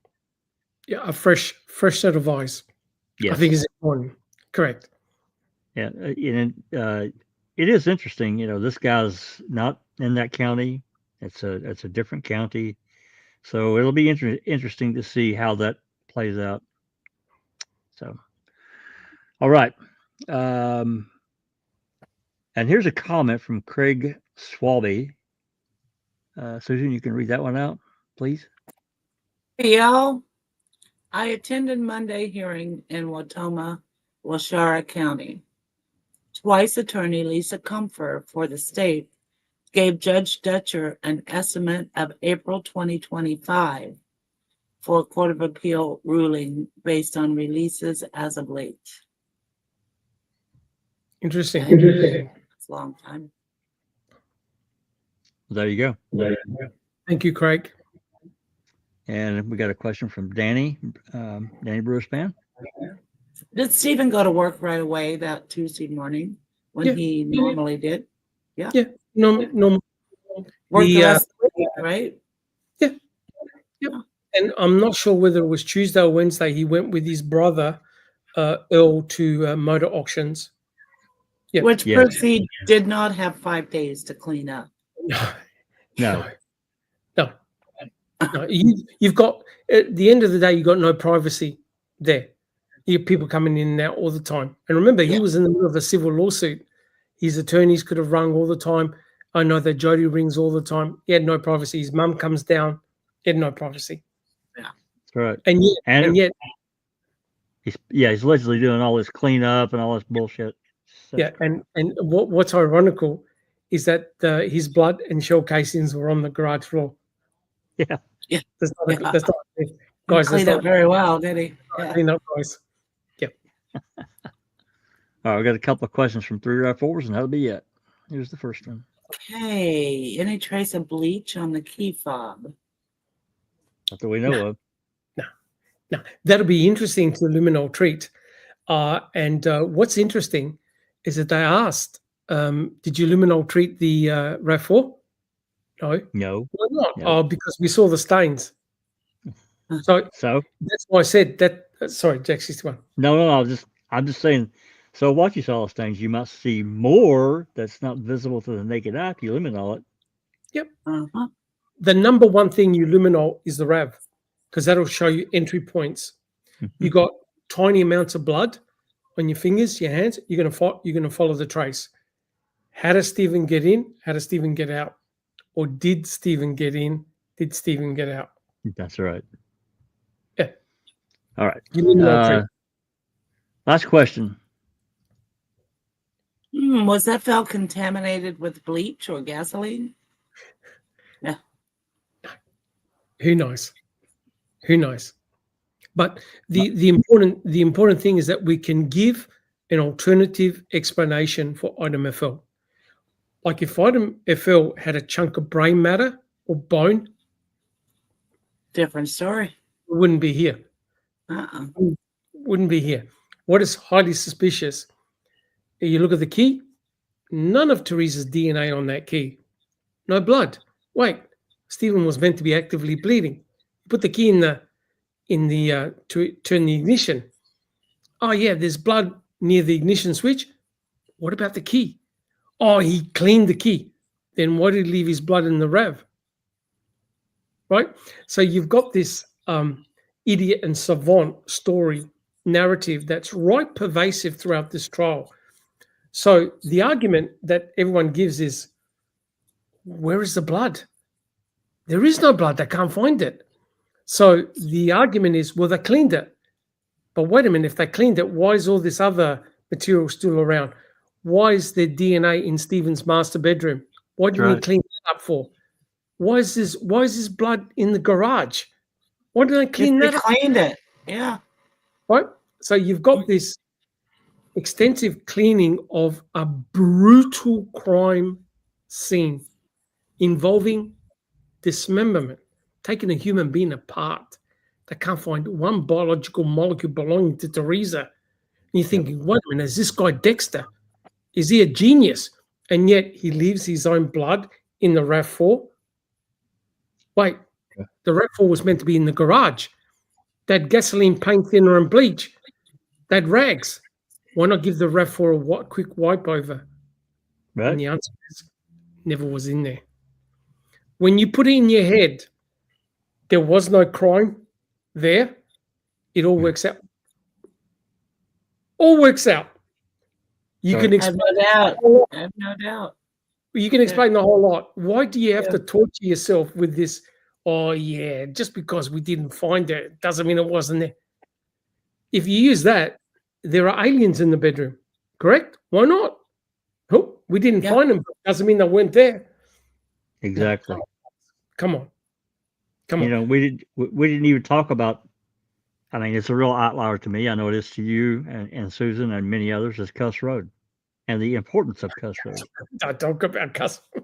I'm just saying, you know, you have these other massive events that you know, this just really to me as important, if not more important, than what happened at the trailer and the garage. Oh, no But doubt. they don't want to talk about it. No, Oh, no, nothing happened there, guys. You guys are crazy. You're conspiracy theorists. No, I'm not. but how much Eat talk? moss. Yeah. Wouldn't tell it. How much talk has been done about the Manitowoc County gravel pit? Yeah, exactly. Zero. About 20 seconds. Yep. And Mickles Materials. Yep. They don't Zero. want to talk. Mhm. Zero. Yeah.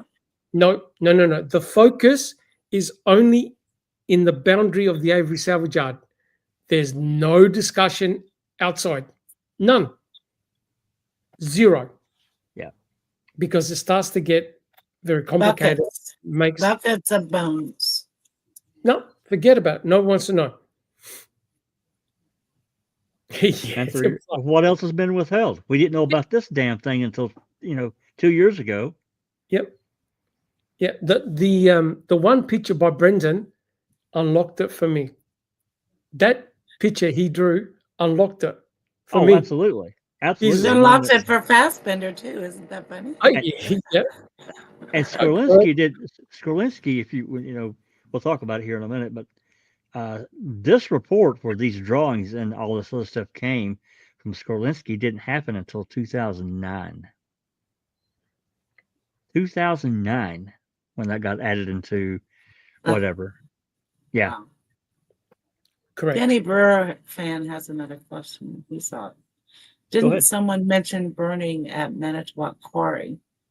Yes. Well, The two Growell. girls? Yes, there was. That's correct. But remember what Growell smelt on the night of October the 31st. Right. He said he smelled something he never smelled before, and he was saying that it was coming from the Avery salvage yard. But we proved that the wind was going away, not towards Growell, which means that whatever was burning was very close to him. Yeah. And what happened, where he was working, right adjacent to where he was working is where they found human cut, burnt remains. Right. Teresa's. Oh, pelvis, right? Yep. And Brutus Pelvis even bone. hit there. So maybe she was cremated there in the county gravel pit. That's how scary it is. And they blame Stephen. All theatrics. All theatrics.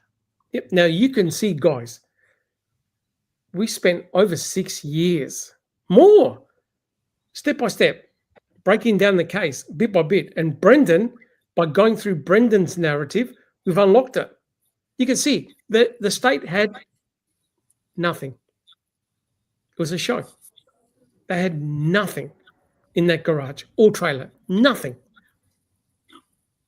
And they convinced 2 juries. Oh, all right, guys. So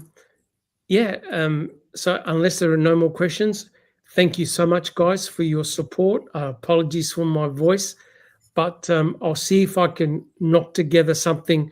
I've got more stuff on Brendan, but it won't be a deep dive like this. But I hope that you've enjoyed the deep dive podcast that we did about Stephen Avery's garage. I learned a lot, and I want to get into the case that Susan was talking about involving the burning of that gentleman in a burn pit or whatever it was, a pile. That's going to be very interesting. All right, guys, just quickly. You guys send me the information on that. I'll take a dive with it, Doc. I'll step off the cliff. It looks really interesting. It's a 17-day trial. Okay. Okay. So it's but I think I'm on day 8. I've listened to so far. I listened to the opening and closings first. Is this a recent event? Yeah, it was going on the same time as Sarah Boone, which was about a month or so ago. Okay. So yeah.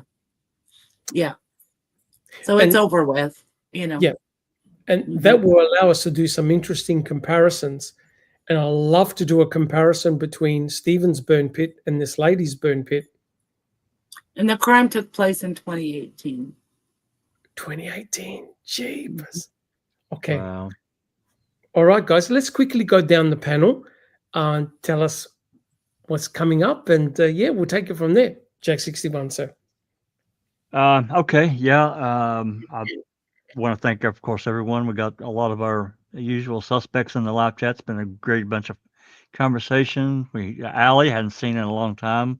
So good to see you, and still plugging away at the case. TJ, 3 RAV4, Mr. President. So many. I'm missing a lot of people, but anyway, it's been great. Say Barb here.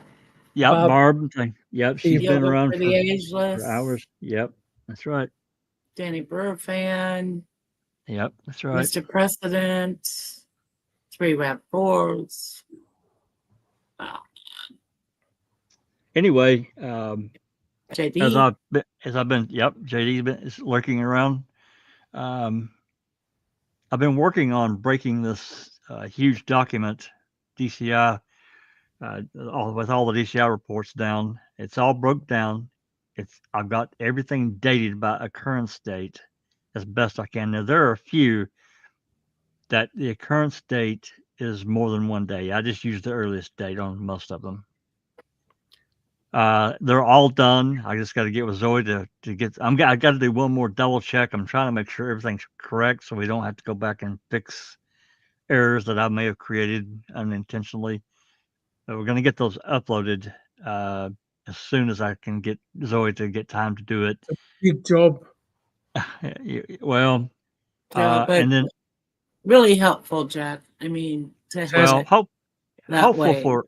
I think people are going to be shocked about how lax they were about when an occurrence date was and when they actually wrote the freaking report. Some of these are crazy. one of them goes back to, this is one of the last ones in the entire thing, and it's about Lisa Wilson. She's a special agent. She got a number of items from Mickles Materials. That shit didn't get turned over till like 2012. It was still in her damn cupboard at her desk, her credenza, whatever. She had these items of evidence. I don't know why, but anyway, we'll get more into that later. we got to get Duke back in. Got to get him back. Yeah. Yeah, I know he's been. He around. will when he sees these crime scene photos. From well, I did remember what you showed me, Susan. They used the grids, the sifting women. Oh my god! And they've got in situ photos like you won't believe. And they gridded it. They did everything that didn't happen in the Avery case. They did it all by the book. And what did the guy say? Trial. What did the guy say? Because as soon as I saw a bone, I called the coroner. The coroner. Yeah. Right. Exactly. That's what you're supposed to do. And then they taped it off. Yeah. Correct. Yeah. Correct. Anyway, one more thing, and then I'll move on and let Susan talk a second. In this case, for whatever reason, I can't answer why. Now, the main DCI reports are under their case number 05-1776. However, they also used 3 or 4 other, I can't remember, 3 or 4 other case numbers that are associated with this case. I don't know why they did that. I can't answer the question. Maybe somebody out there would know and can tell me. But those were also going to be included. But I feel like even though they tied that to that large document, I think they really should be separate under their own case number, so it's not confusing. Because if you don't know, if you can, and you're not looking, you think it's all the same, and it's really not the same. I think I'm going to ask Zoe if we can separate those out. Anyway, that brings in shades of Alec Baldwin's trial, where they used a different evidence number to hide it. That's right. It does. Inculpatory evidence. That's right. It does. That's why that trial was declared a mistrial. That's right, because that's right. So, I mean, I know there's one that they used before they actually got the Dassey computer.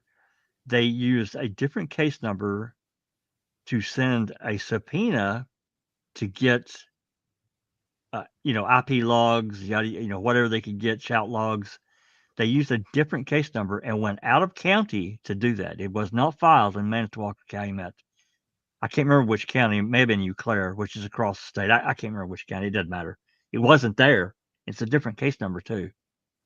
And then after that, of course, we know in April of 06, they grabbed the Dassey computer. It's crazy, man. Anyway, that's what I've been working on. At least I'm virtually done. It won't take me long to do the double checks.